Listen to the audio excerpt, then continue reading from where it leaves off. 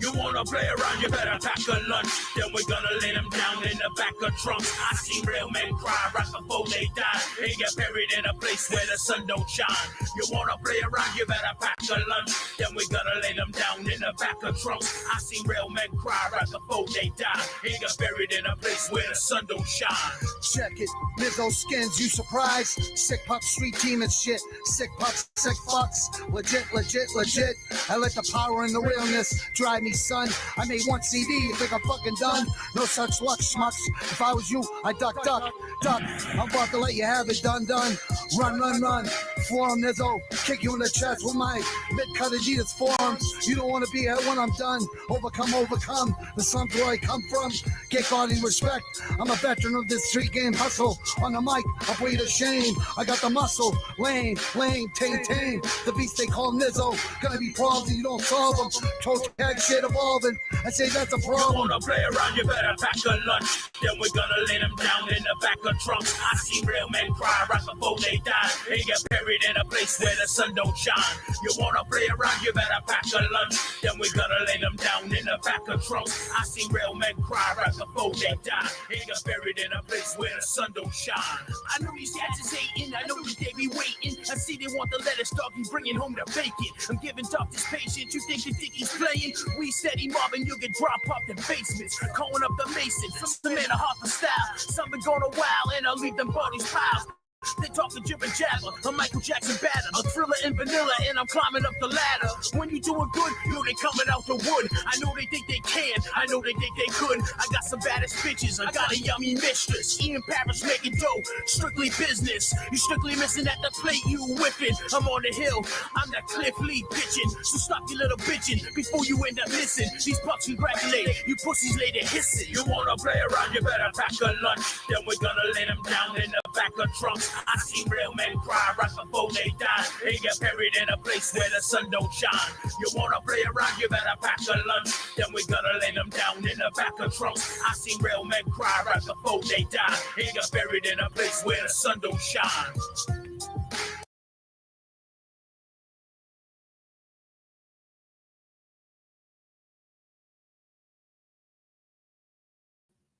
Yo. InThGranite617.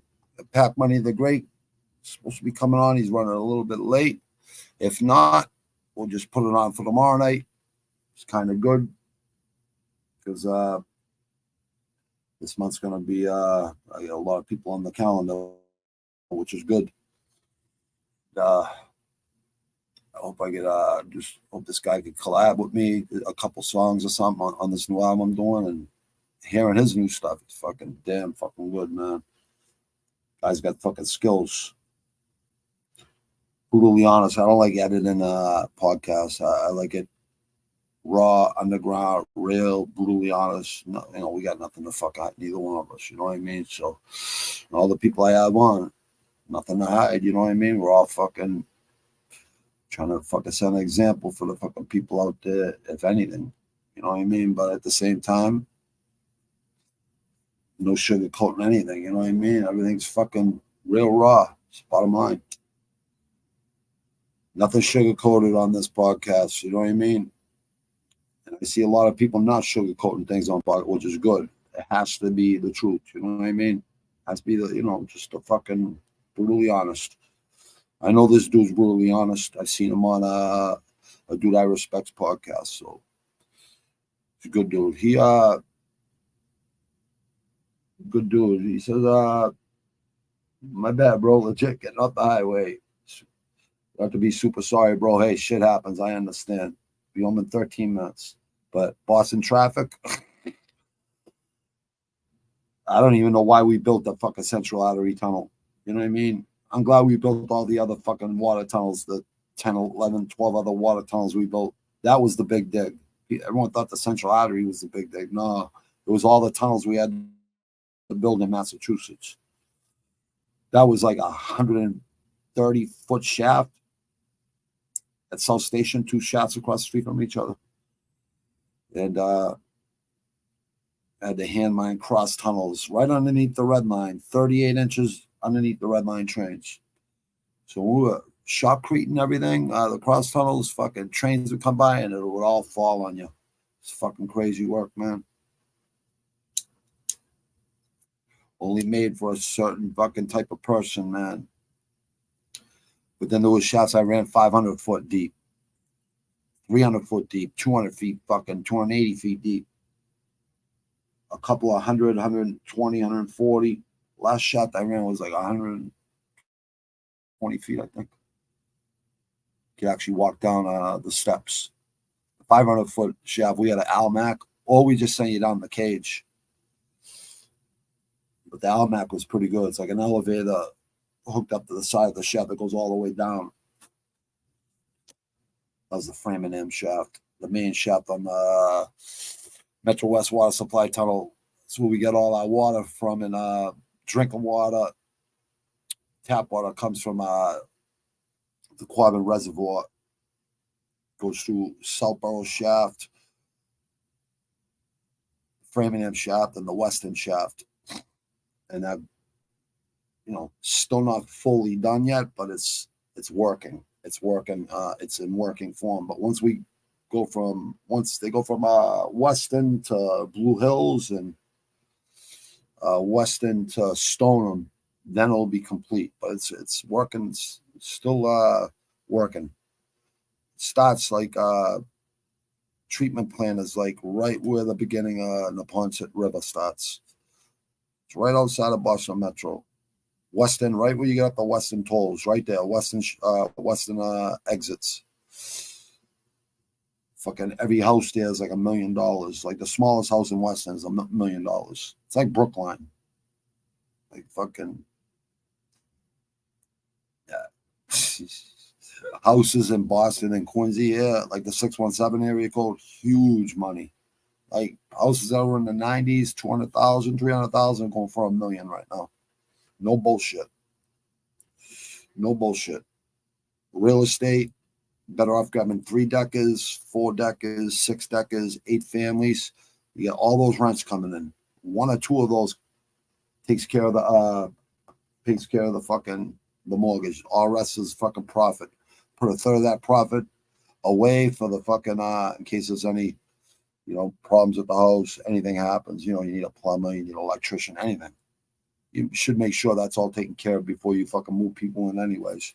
And most times you buy a house like that, there's already people living there, you know what I mean? So yeah, I want to try to bring down rents for fucking people so they can actually save and buy their own fucking houses, you know what I mean?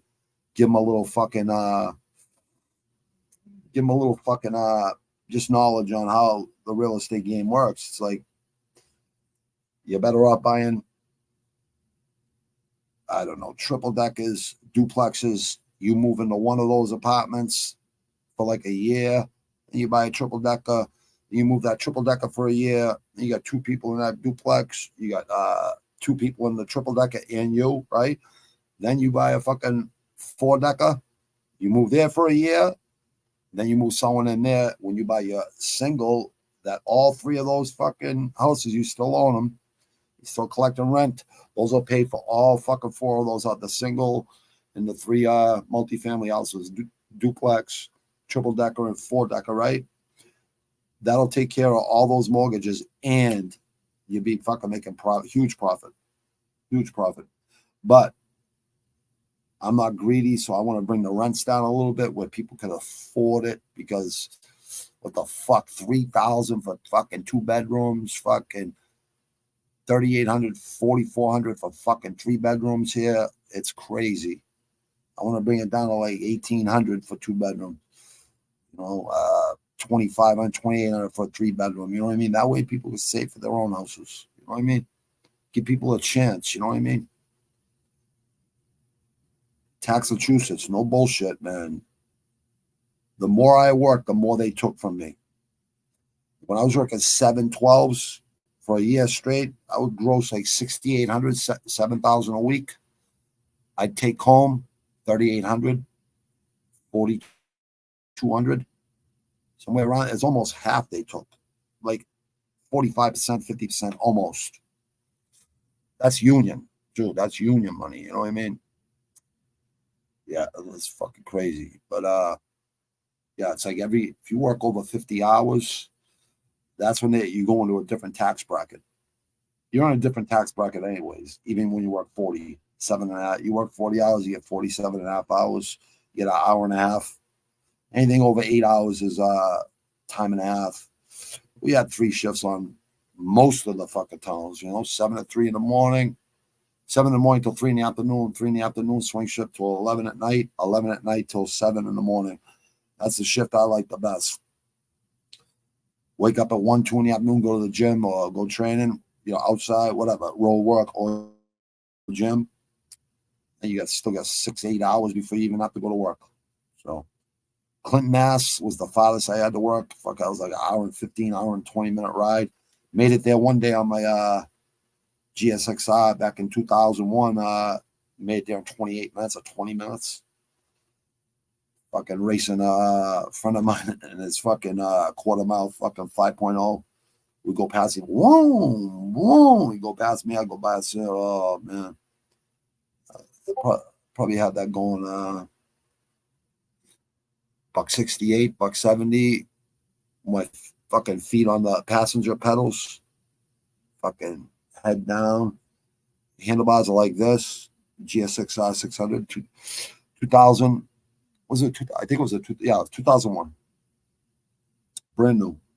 I had an Expedition back then, 2000, and I had a Caddy SLS Gold that I traded in for the Expedition. That was like a 98. That thing had all kinds of fucking problems. Those chips, when they first started making the SLSs and STSs, sedan luxury and sedan turbo, you had this microchip in there that used to always fuck the engines up and shit. It's pretty dope, though.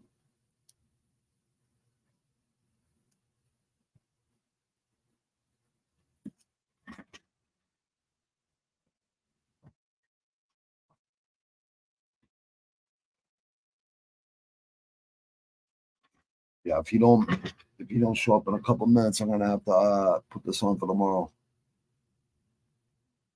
I wanted to put him on tonight, though. He said he had some time, so I don't mind. You know what I mean? I really don't fucking mind. I like talking to real people. This dude's a real dude, good dude. I like talking to people that beat the odds because God knows it's fucking hard to do. It really fucking is.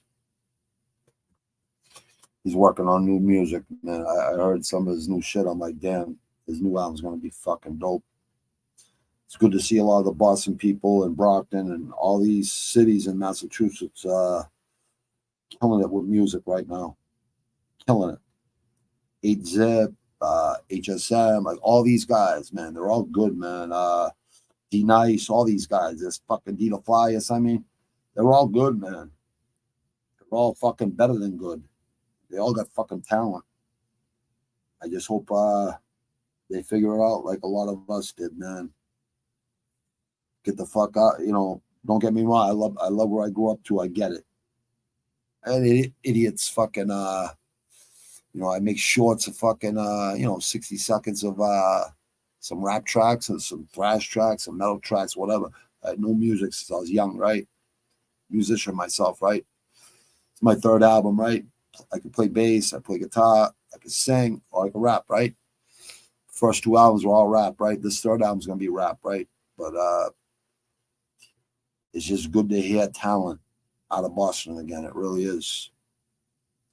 I remember Ed O.G. and the Bulldogs and the Mighty RSO and all those guys, Ed O.G., Guru, Gangstar. Like, just so many really good MCs around here, man.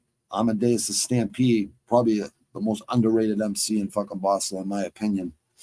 I believe he's I think this might be his cousin, I think, or it might be another guy that was on a podcast. The B Luke podcast is really good. That's why I seen this guy. Yeah, check his podcast out, as I like it. People out there that are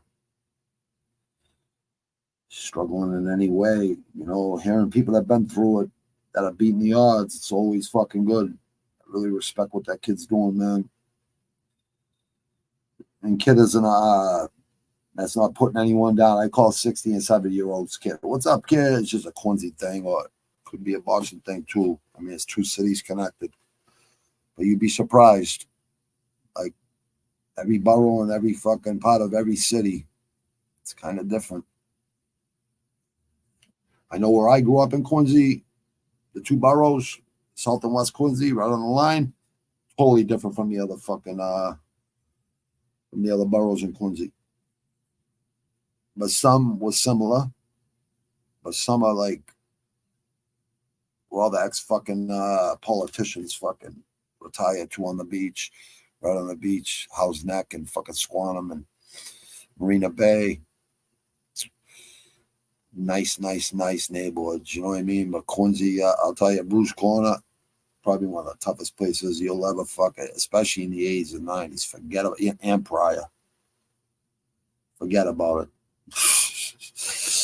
Telling you, like fights every single fucking day, violent fucking people being turned into ground beef in the middle of the fucking five corners right there. Like literally, just fucking craziness. Chaos. But if I didn't grow up that way, I would never take it back, honestly. Yeah, I wish I could fucking not have fucking been so much of a cowboy and all that bullshit, but it's all good. You learn, live and learn. I was really fucking young too. Jesus Christ, yeah, way young. People say 25 years old, your mind matures. I think they're right about that one, the scientists. And my daughter was born in 94, so what the fuck is I in 94? I was born in 71, so 81, 91. Yeah, I was like 23, 24. Yeah, so it took about 2 years. I went and did my second state bid right after my daughter was born. Like, she'll be 29 in October. It's like, where the fuck does the time go? But she's killing it. I'm like, UMass JFK Dean's List. My son, internship for the Celtics. He's the top 70 players in Massachusetts last year. He's May will be his first year done. Suffolk University, Celtics internship, doing great. It's funny. The schools I went to, where they went to, I want to raise my kids, where I grew up and their mother, give them thick skin and make them tough. You know what I mean? And my kids are winning all kinds of awards in school. The fucking schools I got kicked out of. You know what I mean? It's fucking crazy. You just cry tears of joy. I can't, not that I couldn't believe it. It's just like, I grew up without my father, so that's why I had all kinds of fucking anger issues. You know what I mean? A mother's job is hard when they're trying to be a mother and a father. It's not fucking easy. I had to grow up fucking young to help my mother with my brother and sister. Their father died when my mother was 3 months pregnant with twins. So, yeah. And she had fucking, alcohol problems. I don't blame her. She had a lot of bad luck with my father, who was never a father to me, or never even helped her. You know what I mean? Never threw her anything. But it's all right. Just made me maybe 10 times fucking stronger. Mentally, physically. And first time I met him when I was 32 years old or something like that. I just wanted to fucking hit him with a left hook. I wanted him to meet a left hook. But my uncle was there, and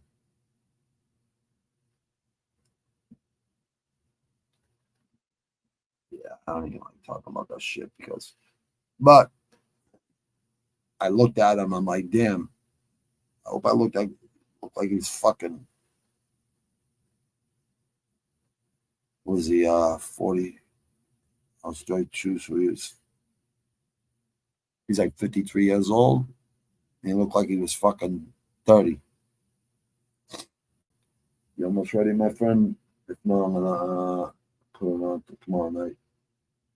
I'm jumping the green room next 5-10 minutes. If not, I'm gonna set it up for tomorrow night. All right, brother.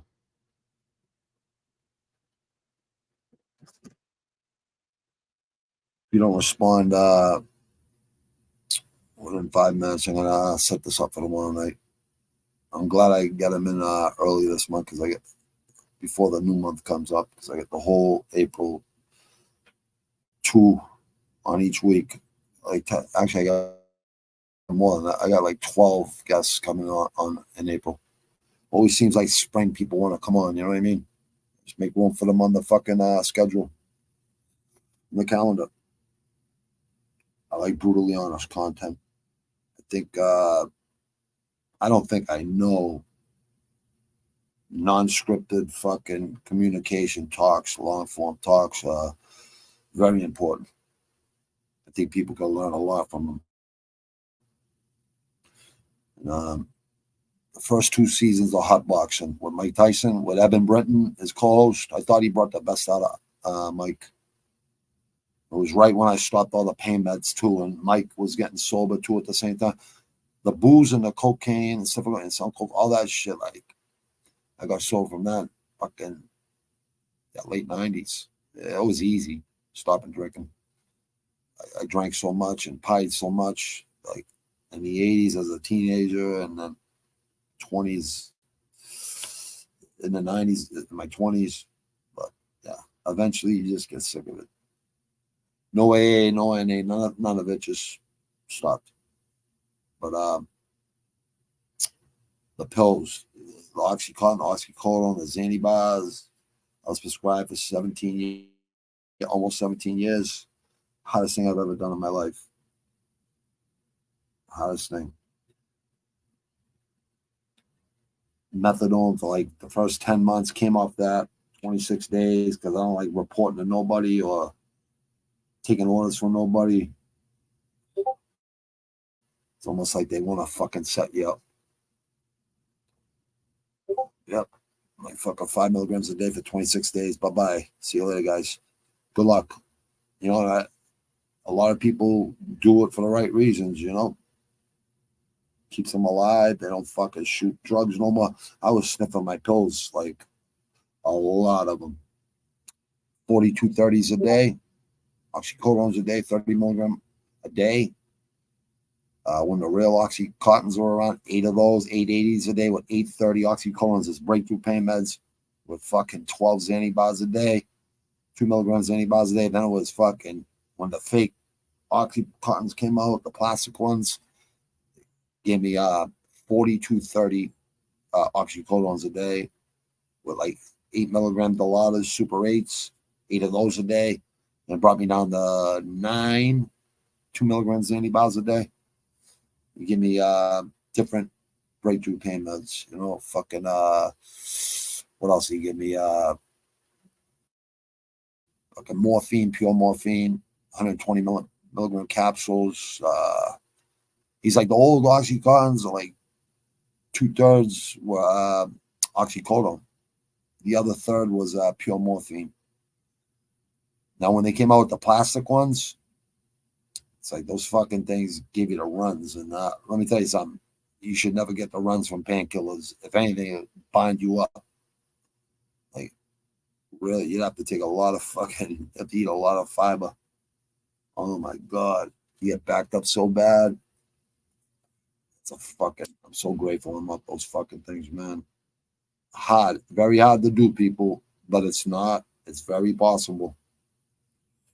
Just got to want to do it. You'll feel better and better every month. You'll get better every day, but you won't notice it. You'll notice it every month.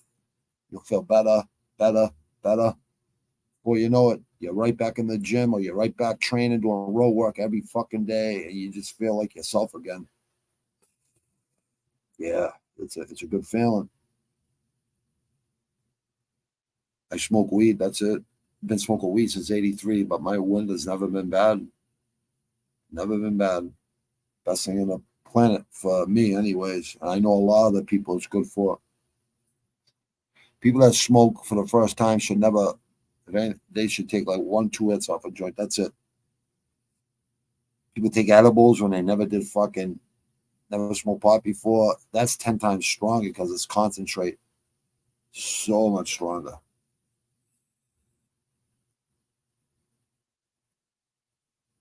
I get these people sending me emails about fucking microdosing shrooms. I want to go smoke the toad and lose my ego, but I don't want to lose my confidence. You know what I mean? So I worry about that. But I seen Mike Tyson, he talked about it. The first 2 seasons of hot boxing. If you want to hear about this shit, this toad from the Sahara Desert or one of those deserts begins with an S. It hibernates for like 9 months out of the year. It comes out for like 2 months or 3 months a year. And they would take out the venom or something from the frogs, the toads, I mean, and dry it out on glass, and then they'd smoke it in like that's how Mike explained it with shamans and shit. Smoke it like a fucking like a vape pen, and you, instead of waiting a half an hour, 45 minutes to fucking trip, you blast right off, and I guess you see God. I guess you see all the bad shit you've done in your life, and then you see all the good shit. All the good stuff that's gonna happen. Like honestly, I should be dead about at least 100 times, probably even way more than that. Like just stupidity, you know what I mean? But it wasn't so stupid in the time, you know what I mean? So, but I thought I was gonna fucking die. I never thought I'd live till 30 years old when I was a teenager. It's just sex, drugs, rap, and rock and roll, and metal. That's all it was in the 80s, the golden era. This is fucking apple fritter. I like this shit. This ain't that bad. I like sativas. I don't like indicas. It's not that I don't like them. I like them. It's just I like something that gets me up, not down. That was the thing with the painkiller. They didn't make me down. They made me up. They made me up. Give me a kick in the ass. Strange. A complete opposite way. I see other people on fucking. They be fucking like this, nodding out and shit. That shit just gave me energy. It took the edge off my fucking pain. John Bones, John, you gotta keep that belt, dude. You gotta keep that belt, John Bones. So you gotta hit him, John, in the gut, those kicks, and them fucking spinning elbows. I want to see you beat Stipe, even though I like Stipe a lot. John Jones, my favorite. And I really believe they will get him to fight Aspinall, because I don't think John Jones is going to say no to 20, 25 million for a fight. They'll offer him at least 20 million. He's worth it. People won't appreciate John Jones till he retires for real. I'd like to see him fight Malakin or whatever his name is, the double or triple champ over there at 1. Light heavyweight, and middleweight. That guy's fucking good. I just don't think any of them can fuck with John Jones. Aspinall, he will be a champ. Just not while John Jones is in the driver's seat. No fucking way. Anything can happen. John Jones ain't just going to let someone walk up and fucking hit him. He'll be fucking kicking. He'll be fucking oblique kicks, fucking axe kicks, fucking question mark kicks, fucking stepping elbows, and you can't take him down. Well, Gustafsson take him down, and DC. I think those are the only 2 that ever took him down. He got right back the fuck up. So, yeah, John Jones is a problem. He gets in that octagon, he's a fucking problem. Anderson Spider Silva before him. BJ Penn in his prime. Demetrius Johnson. Who else? GSP. Tony Ferguson on his 8-year run. El Kukui, the boogeyman, on his 8-year run. Nasty. I'm shocked boxing fans. I'm a hardcore boxing fan. I actually boxed fucking amateur, even for charity, for free. You know what I mean? Like, I wasn't going to make no money boxing. I had a fucking daughter to fucking raise, and then my son was born almost 11 years later, so I had to take care of my kids. But I wish I would have just stuck with boxing, but it would have took me a year or 2 or 3 before I started getting paid good money. Even with 10 fucking knockouts in the first round, it would have took me a while to make a lot of money. 3,000 to 5,000 every fucking couple of months ain't shit. Not in this fucking state. Not in this city. No way. I was making I'm bringing home $1,500 a week legally after taxes. You know what I mean? So that was good. I was in a different tax bracket. Early retirement coming. Fucking a year and a half from now. Fucking Thailand and a place in the States somewhere. I'm moving out of Massachusetts. So I'll come back every bi-weekly or every month for payroll for businesses. I'm gonna start up here this month and next month and the month after, and I'll always keep a podcast going for the next 20 years. Dude, I guess we're gonna have to do this tomorrow night, my man. It's all good, dude. You were stuck in traffic. It's not your fault, bro. Shit happens. I know this. Oh, look it up. Oh, tomorrow.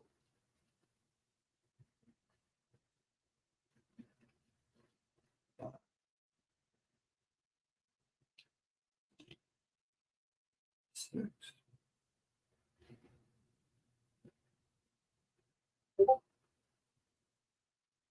p.m. 8 p.m.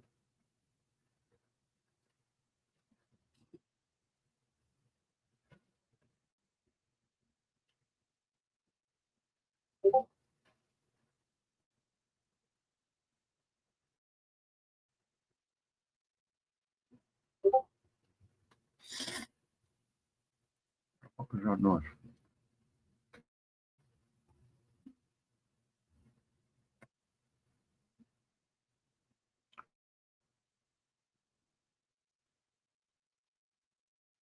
Play another track off my fucking first album, 2006, 2008. It's just the way I was feeling back then, that's all. The first video at the beginning, that's 2011 or 2012. That was the last album. So, yeah, about 10 plus years since my second album. And shout out to Dickie Skins and Sick Pup Records and Entertainment. Did a great job. Always had a good time fucking making albums with them. And Sherm, Joey A, fucking Wise, Amadeus, fucking Rain, Hyphen X. A lot of good people. Let me see. Shit, this video real quick. It just gets me hyped up. Oh, you motherfucker. That sucked. Oh, there we go. Yeah. Get better and better with this shit. The more you fuck with it, the more you.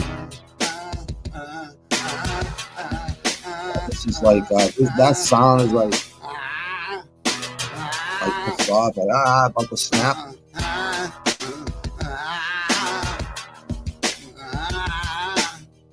I know it sounds a little fucked up, right? Old Dirty Bastard, I was like highly influenced by Wu-Tang, especially Old D. His first solo album is so underrated. So fucking wild, original. The menace here, Bobby Nizzle kid, rusty ass shifts, gotta slay your wigs, 9 lives to live. I'm a lion kid, it is what it is, I'ma do another bid. Phantom menace here, Bobby Nizzle kid, rusty ass shifts, gotta slay your wigs, 9 lives to live. I'm a lion kid, it is what it is, I'ma do another bid. An inquiry, is it blasphemy? Bobby Nizzle spells catastrophe. Stop hating, stop faking, stop making lame ass songs. They're fake and phony, and they're way too fucking long. got a hot ass schlong. Bobby Nizzo, the Sith Lord, Phantom Menace shit award. Don't be a sow or fucking selfish. I'll crack your fucking head like a fucking shellfish. Uno, dos, tres, true to the stripes. Jedi Master gripes. I'm a Sith, I'm a spit what I spin, that's fucking it. Where are you, George Lucas? Love your shit since I was 6. No bullshit. Diggy skins, break out the shivs, make those sick ass beats, and turn my mic up so I get these phonies to shut the fuck up. No one wants to hear your shit. Faggot ass bitch, Bobby Nizzo, shining, whining and dining, making mad CDs, back on my truck lining, $10 a piece, my whole life story.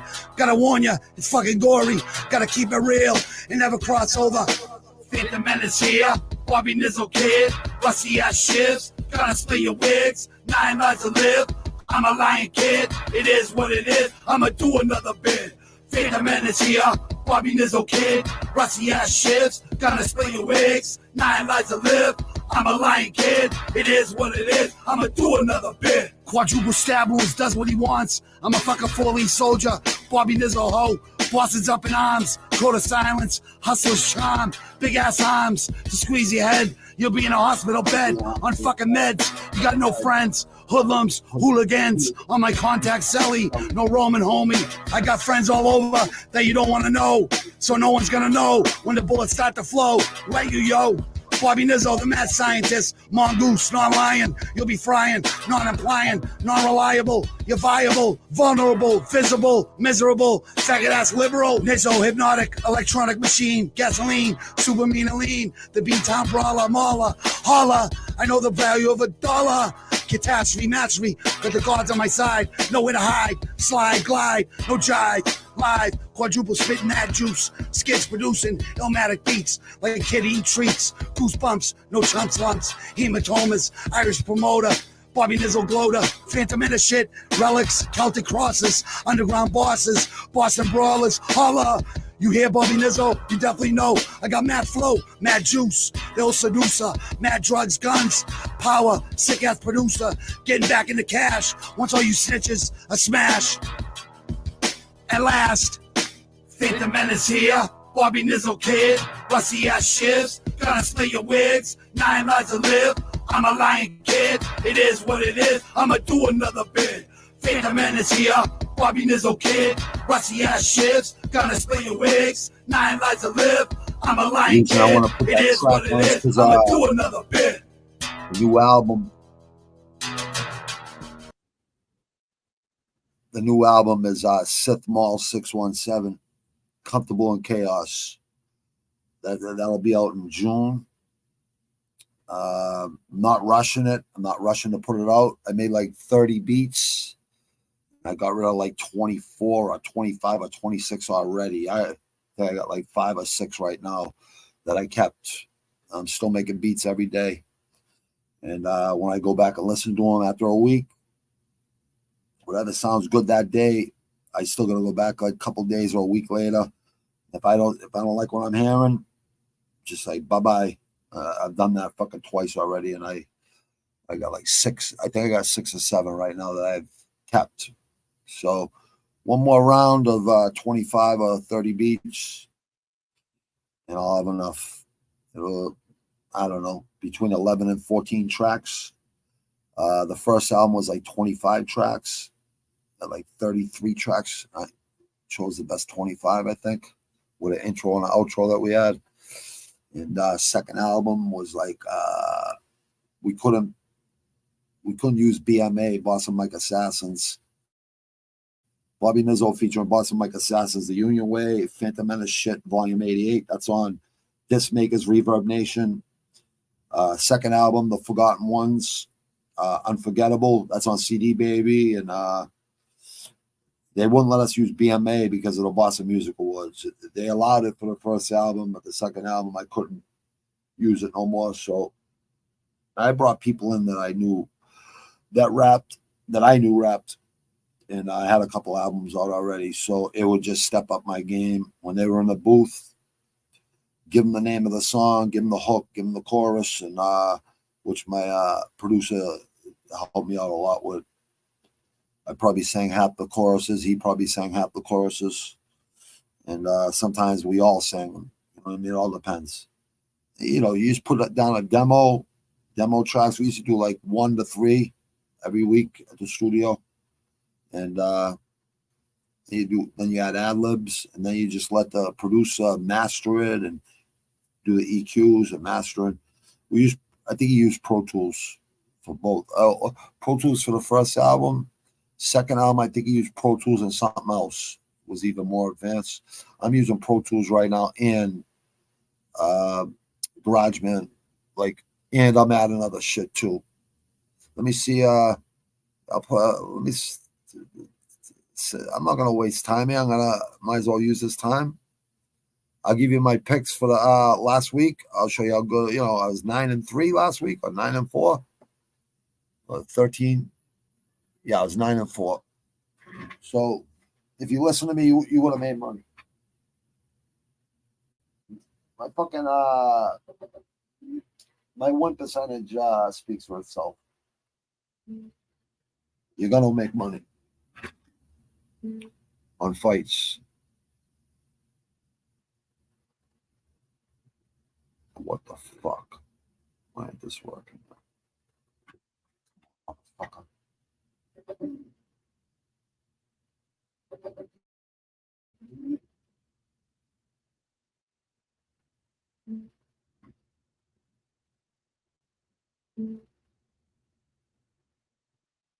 Oh man, come on. Why ain't it fucking what's it hooked up to my phone? Did it go here? No.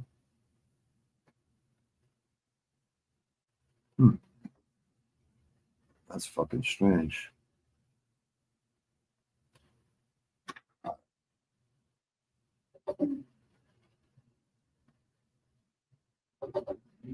Bluetooth.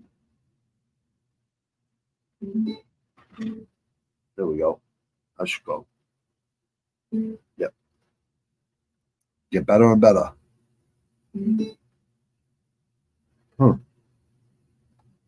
Try this one out. Yeah, I got 1, 2, 3, 4, 1, 2, 3, 4, 5, 6, 7 tracks. These are only demos, 2 beats.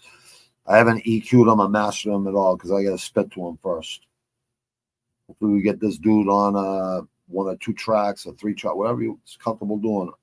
I'll collab on his too, like throw a verse in for him too. There's a couple other guys I want to get. Even B Luke himself, see if he wants to do a couple collabs. And Boston Boss too, try to get him on a couple tracks.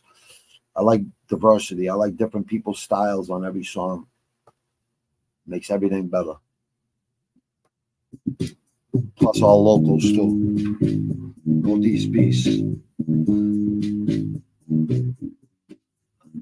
I don't know if people can hear this or not. I'm sure you can hear some of it. I don't get my shit hooked up.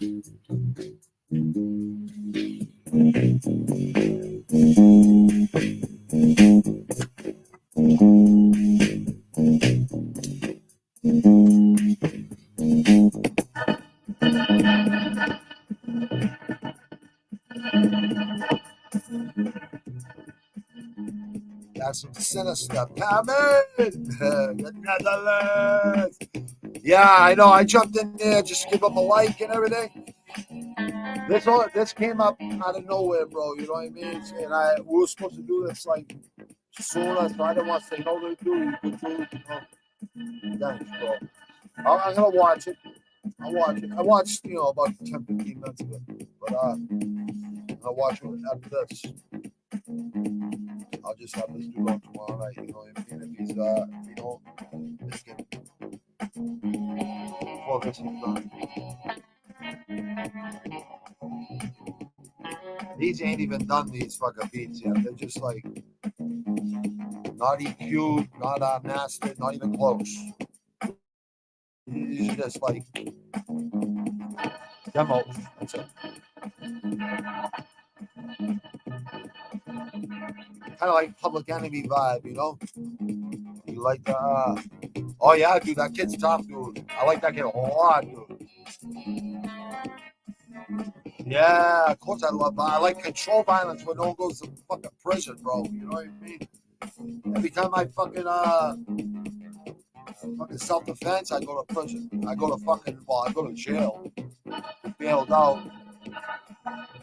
Saw buried, dangerous weapons, shot put. So many of them, hockey sticks, fucking. It's craziness. But you don't fight, you don't do the knocking out, you're gonna get knocked out yourself. So you get hurt. So you gotta hurt them, or they hurt you.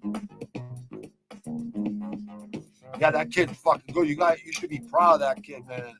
That kid's a fucking Netherlands animal right there, man. I love his style too.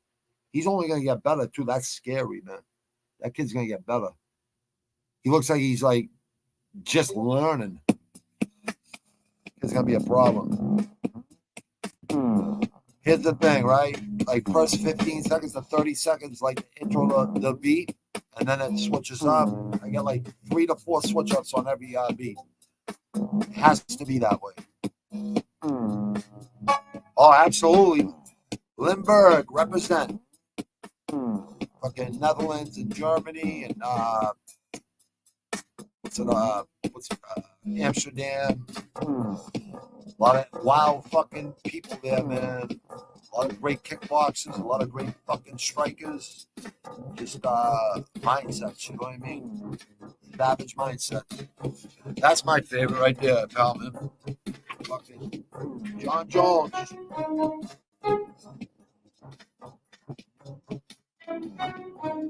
You will not be beaten.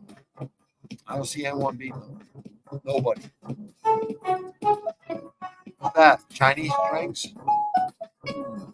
Only a little bit. Not too, don't oversaturate it, you know? The bass. Let's see, 1, 2. Only 2 drum machines on this. Super sub 808 bass, old school. I know music theory. I play bass, play guitar. You gotta understand fucking music. I wish this man would jump in. We could have a good podcast right now.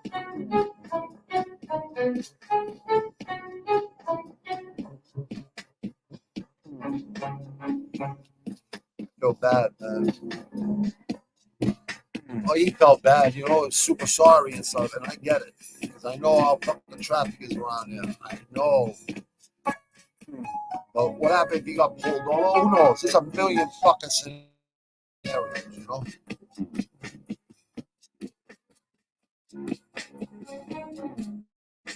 Oh, yeah. Oh, yeah.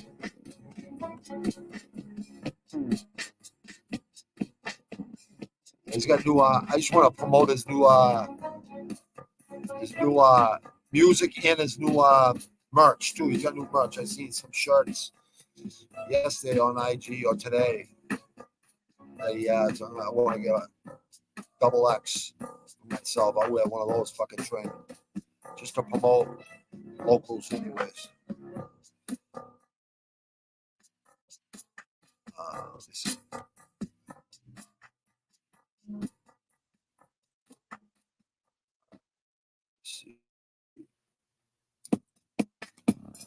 Foul one, what's happening, brother?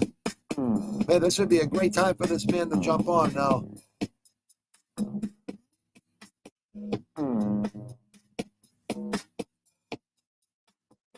You there, brother? I need to spit on some of these fucking people, bro.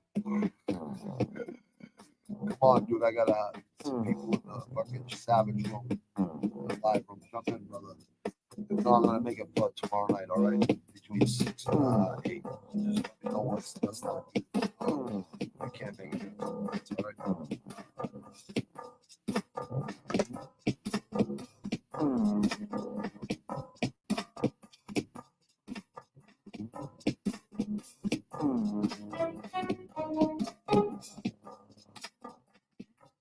Oh, man. I like that name. Limburg represent, bro.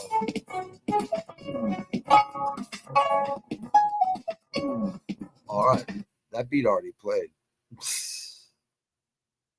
Yeah, fucking I made like 30 or something, somewhere around there. I got rid of like 20 fucking something, and I just made like 3 beats this past week or 4, somewhere around there. But yeah, every time I go back and listen to them, like I don't know, a week later, I just had to keep axing them.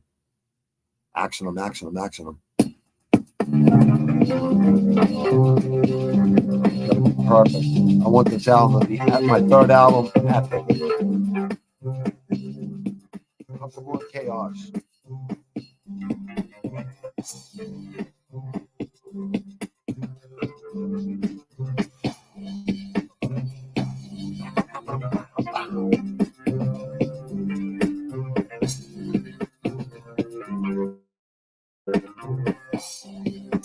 I'll go with my wins after the beat.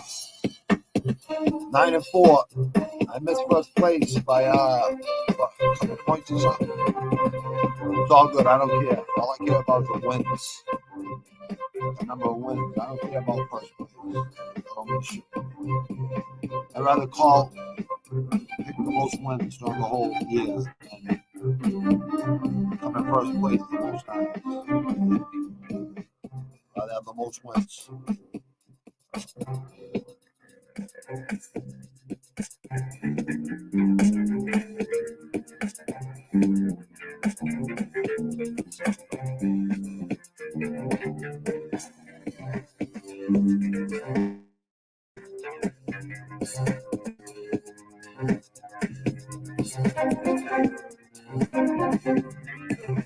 That fighter. Hey, Weedy, what's up, brother? What's going on? Good to see you, brother. What's your opinion on the fight incident? I think it's a riot that I think the kid's not too smart, not too professional, but one thing said, Mike Tyson already fought a whole career before he did that. You know what I mean? It's like he won't ever fight the UFC. Well, never say never, but he ain't gonna fight the UFC anytime soon. And not many other promotions gonna want him either. He got a tattoo after it. It's kind of fucking funny. What did he say? Okay, Chicago in the building. Absolutely, Chicago in the building, bro. Yeah, dude's supposed to be on, bro, but if not, it'll be on tomorrow. He said today would be better, though, so. He said he was 13 minutes, be home in 13 minutes. That was a little while ago. I know how traffic is around here. I know how fucking hot it is. Like, so. It's all good. Don't matter. I'd like to have one right now. If he jumps in now, it'd be great. If not, we're going to have to bring him on tomorrow. But let me go over the fucking my picks. Just the Savage Inc. picks. I had to do that today, anyways. So I do them on Monday or Tuesdays. All depends. Let me see. Yeah, I'm gonna bring them up now. Might as fucking well get it done. One last thing I gotta worry about. I gotta keep my word when I do anything in life. I gotta keep my word. If you don't keep your word in life, you're not. Thank you. I appreciate it. Let me see. Topology. Here we go. 9 out of 13 winners, 1 perfect, 490 points. Tied for 1,071 out of, let me see how many people. 1,071. Hold on. Oh, I got to tap in first. There we go. Tap in. I never tap out, so I don't get it. Like on here, I don't tap out. Right? I don't get it. Hold on. What the fuck is it? Oh, yeah. There it is. All right, so let me see my picks. Okay, here we go. Come on. My picks. Okay, here we go. 9 out of 13. So out of 5,047. Yeah, it's pretty fucking good. All right, so let me see. Let me share these. Let me share these real quick. You had more wins, I think. Yeah. You were up there, right? You were in the top 3, right? Top 5? Hold on. Wheaties a fucking nut too. And Fallon's a crazy bastard too. Chicago in the building. Only good thing about that Celtics hat is green. Yeah, but you guys got the Bulls. You guys got the Bulls green outfits during St. Patty's Day, right? Because a lot of Irish in Chicago, right? From what I remember in the '90s and shit, they used to have a green outfit. I'm almost positive. When I used to watch, Celtics in the '80s were 8-0 against the Bulls in the playoffs. That was young Jordan. And that's when Jordan started training on the Aussie when he played Detroit fucking Pistons and the Celtics. And all those teams were so good. It wasn't just like one really good team in the Eastern Conference. It was like 10. Dominique Wilkins, Atlanta fucking Hawks, New York fucking Knicks, right? Were good back then. Jesus, every fucking team was good in the East back then. The Sixers, the Celtics 85-86 team, I think was as good as any Chicago Bulls team in the 90s. But I watched the Bulls a lot in the 90s. I always rooted for the Bulls. But I always respected I respected the Bulls. I respected the Detroit Pistons. I respected the LA Lakers even more because they were huge rival with the Celtics. You know what I mean? When you beat Kareem Abdul-Jabbar, who has like an almost unstoppable skyhook, James Worthy, Hooper, Magic Johnson, like just insane fucking teams, right? Rambus, but then you get the Celtics, right? Larry Bird, right? McHale, Parrish, Dennis Johnson, Danny Ainge, Cedric Maxwell, but Cedric Maxwell was traded for, I think, McHale to the Clippers. I'm pretty sure Maxwell was really fucking good. Cedric Cornbread. I was kind of mad they got rid of him, but he even said like about Bird. A lot of people had doubts about Bird, and people call him the Great White Hope, and Bird didn't like that shit. Neither did guys like me. I didn't like that shit either. It was like Tommy Morrison. They used to call him the Great White. I'm like, the Great White Hope? What are you talking about? You know what I mean? Most of my favorite boxers are fucking black. Honestly, black Americans. Marvelous Marvin Hagler right there. He's like my favorite when I was a 9-year-old kid, 8, 9, 10-year-old kid. Then it was Mike Tyson. But then obviously Ali's at the top. Then Ali, once I learned about Ali, because I was born in 71, so I didn't start really like learning like the history of boxing until after around 8, 9, 10 years old. So in the early 80s, I started looking into like all the really greats. You know what I mean? It's like music. Like I seen like these bands in their primes. I seen like fucking Beastie Boys in their prime. I seen with Public Enemy. I seen fucking like all over 150 concerts in the 80s. And out of those 150 concerts, probably about a third of them were in the 90s, but most of them were in the 80s. I seen original Megadeth, when the original Metallica, original Slayer, and clubs before they were in fucking like theaters and fucking big, big venues. Foxborough Stadium. I seen Metallica on the Monsters of Rock.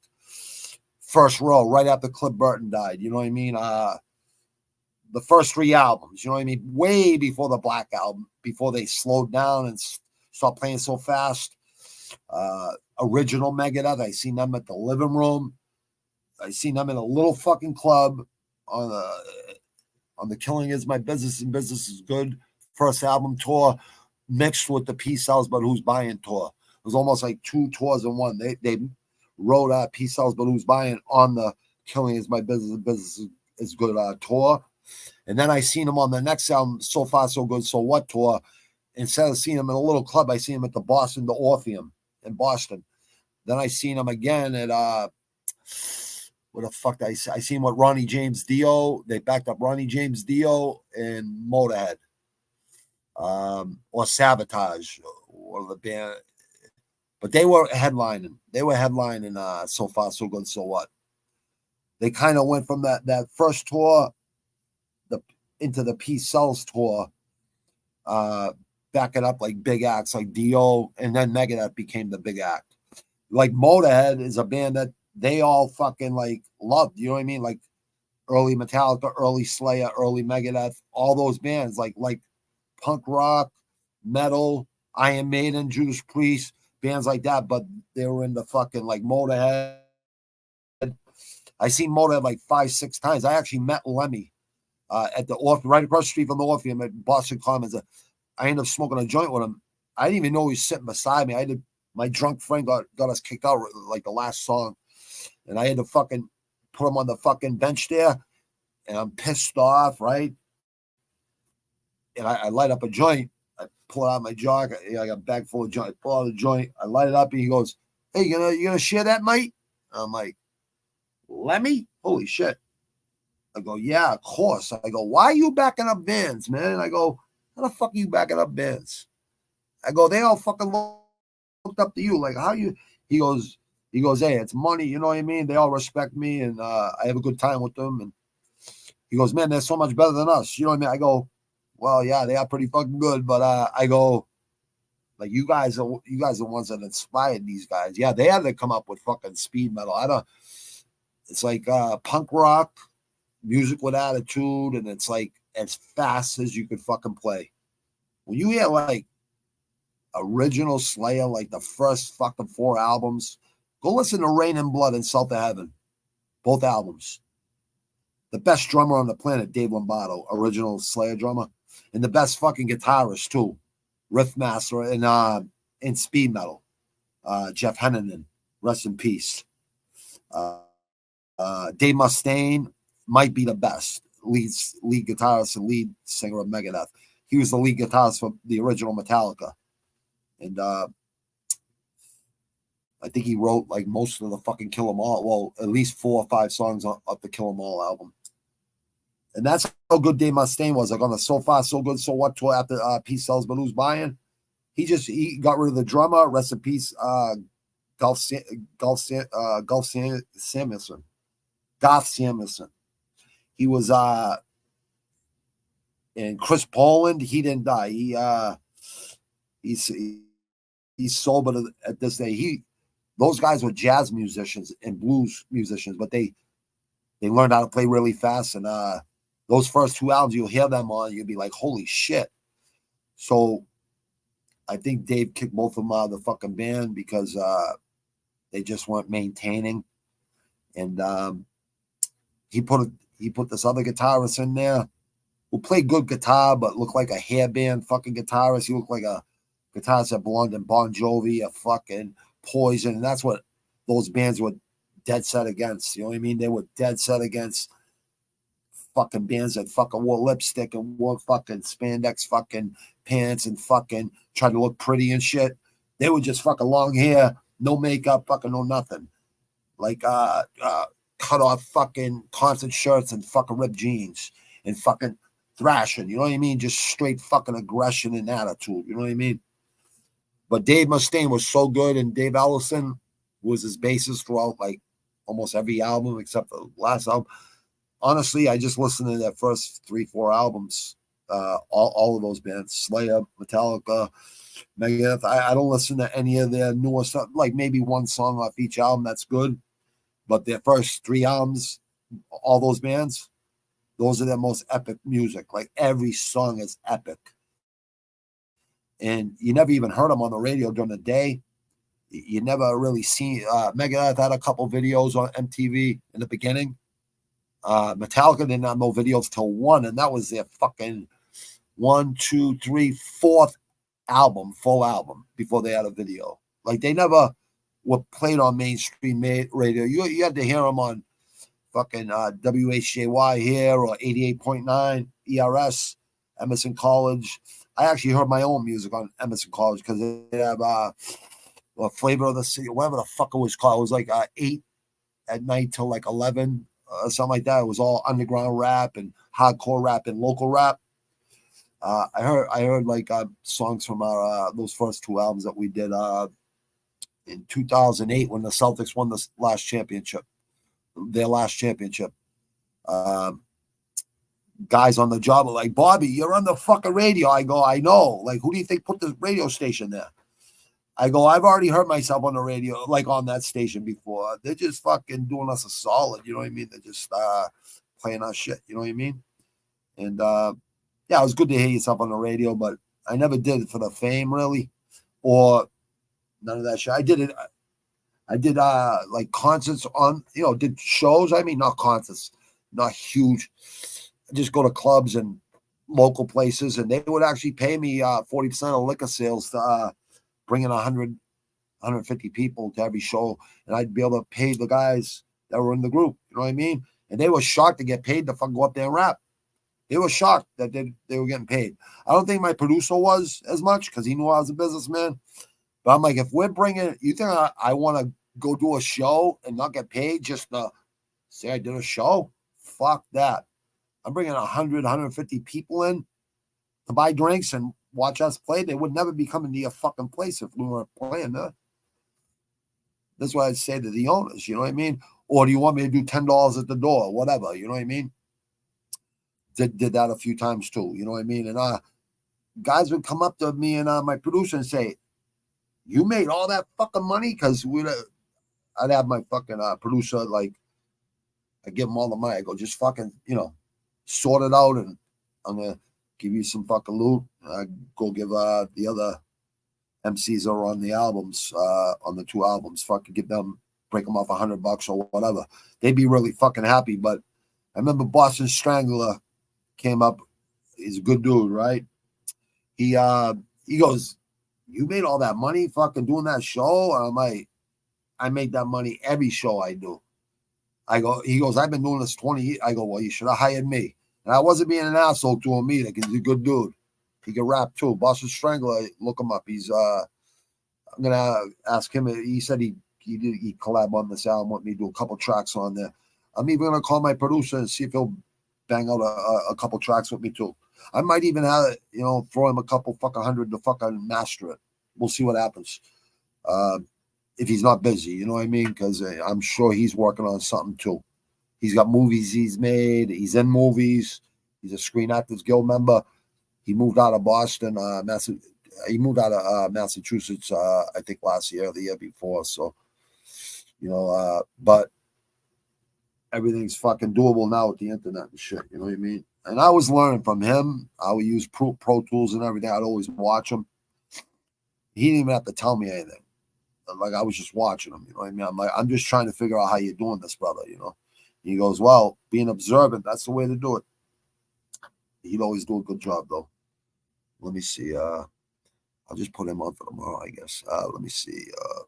I'm sorry, guys. Hold on. I like Chicago a lot, man. I think that guy had to come. I mean, he started the dirty shit. Yeah, dude.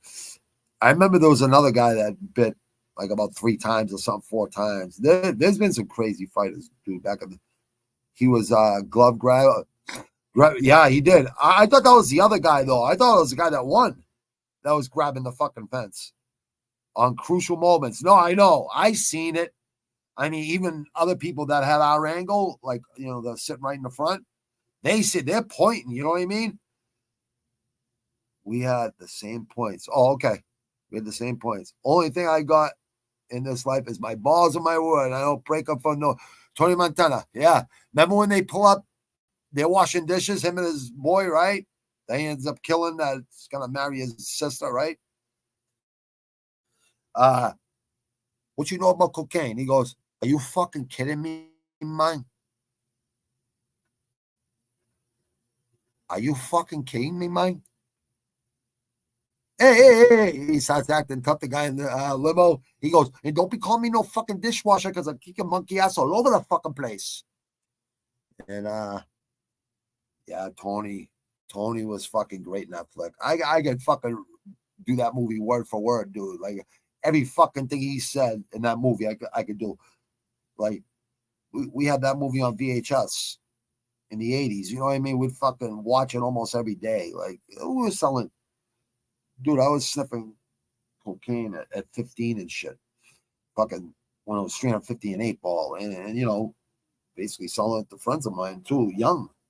A lot of us you're selling pot, like in the 80s, when you're a teenager, you're selling pot joints. The more money you're making, I was just lucky. I had a mentor and older people I knew at the time that had rocket fuel. The funny thing is, that's like the mid 80s, but when I was in my early 2021, when I first got on my first state bid, cocaine was like $2,400 a quarter pound. I'm like, what the fuck? The price like went way down. Still same shit. You couldn't pay me to sniff a line of coke. In this day and that age, there's no honor amongst thieves. I mean, I'm sure there is, right? But very few. You know what I mean? Fentanyl. Listen, I was on fentanyl. I used to get the fentanyl patches. Like, when I was getting all my pain meds and shit for my head injury and shit in 2003. And prior to that, I was getting 100 milligram fentanyl patches, open them up and just eat them, right? But that fentanyl that they cut fucking, whatever, that they sell, like as a heroin, fucking substitution, whatever the fuck it is, it's killed a lot of my friends. You know what I mean? That's 10 times stronger than human fentanyl, which is the strongest painkiller there is. Oxycontins are pretty fucking strong. The 80 milligrams, I used to get 8 of those a day prescribed. And I was just saying this earlier. And 830 milligram oxycodones a day as breakthrough pain meds. And 9 3 milligram fucking Xanibars a day. 17 fucking years. And goddamn, that movie didn't help. That movie didn't help. I wasn't doing little lines. I was doing Route 128s because I'm like, every time I seen Tony doing this with his fucking hands, oh, you want to go to war? Pull out that big fucking AR-15 with the fucking, I don't know if that was an AR-15. I think it might have been an AR-15 with a grenade launcher on it. It might have been. Sean Strickland doesn't understand. The AK-47 is the preferred weapon of the enemy. AR-15s are M16s modified. So they don't jam underwater and shit like they used to. You just hit the butt, boom, boom, boom, boom. There's a fucking thing you bang, and it fucking makes it fucking shoot again. I was fucking shooting 44s and 45s when I was 14 with my mentor. I had to learn about guns. Even though I didn't use them a lot, I had to carry them, and I wasn't scared at all. I mean, many times, it's like if you're going to fucking in the fucking battle with people that only thing they do is shoot. They're always packing, right? You got to have yours, you know what I mean? But if guys just like to fight, then it was even better because I'd rather fight. You know what I mean? I'd rather fight. You get more fucking out of it. You know what I mean? Thank God I never had to kill nobody. You know what I mean? I'm glad I never killed no one fighting. Because, like, you knock somebody out, and this ain't just one fight. I'm talking about every fucking day in the 80s and 90s. I'm talking like past the mid 80s. So it's like 86, 87, 85, 86, 87, 88, 89, going in and out of juvie. Then you're going upstate, and we were fucking beating up grown men, 17, 18, 19. I was like 17. They were all my older friends, like 18, 19, and 20. We were beating up grown men, outnumbered, leaving them there in puddles of blood. Like, you know what I mean? But if we didn't fight, we would have been laying there in puddles of blood. So, yeah, we were beating up fucking grown men. And that's not even exaggerating, man. Like, no bullshit. They come out of the bar and, with liquid courage and think, they always thought they were tough guys anyways. They didn't realize they were dealing with fucking even crazier motherfuckers. And it's kind of funny. It's kind of funny after a couple times, right? Like a year or two later or 3 years later, when y'all walking in that bar with all your friends and they know who the fuck you are, they ain't saying nothing stupid no more. You know what I mean? So kind of funny. It's funny how life works. Weedy, you're a fucking animal, dude. You're a fucking animal. So you, Palmer. You guys are fucking savages, dude. Thing I got it. Yeah, it's really true though. That's all we got is our balls in our world. We don't break up for nobody. But you had more wins. I did. I think someone had 10. I had 9. I think no, sir. You've been doing good, dude. No, sir. You've been doing good, dude. You've been hot, bro. You have one bad card, I think. Dude, everyone does good and bad. Good and bad. Or you did good for a while, you'll go cold for a little bit. And then you start doing your research a little bit. You start looking at fights more closer. You know what I mean? That's all it is. Pellman, sometimes you can make the right picks, and it just doesn't work out. The underdog wins. That's why I always pick underdogs, because I know favorites ain't gonna win all the time. I know that for a fact, unless they're certain fighters. We all know who those fighters are.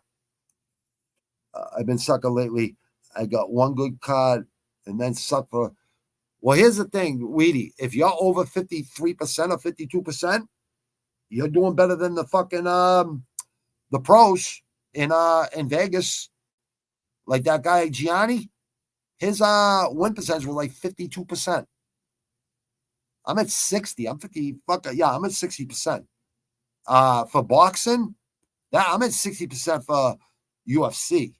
Bellator, before I went to PFL, 83%. And boxing, I'm like 92%. It was like 98%. But after Francis lost, and I took, because I was just, being biased, you know what I mean, where I shouldn't be biased. But boxing, I could pick, like, prior to that, I picked, like, fucking every boxing match. I almost picked, like, Tank Davis was exact round, Tank Davis, Crawford, exact round, perfect picks. I knew exactly who was going to win. Like certain fights, it's just if they're elite boxing matches, it's almost a guarantee. Tomorrow night, I do pro box. I do pro box tomorrow night from 8 o'clock till I think we got 4 or 5 fights tomorrow night. Well, I'll have that up in the morning. You'll see that roaming around in the morning, pro box.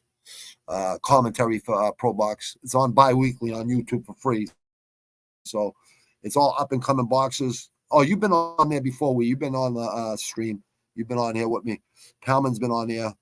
But I still got to tell you, I still got to tell you, Weedy, like Palman he's come on here a bunch of times. You're always welcome. Come on, Savage Inc. picks and make your picks.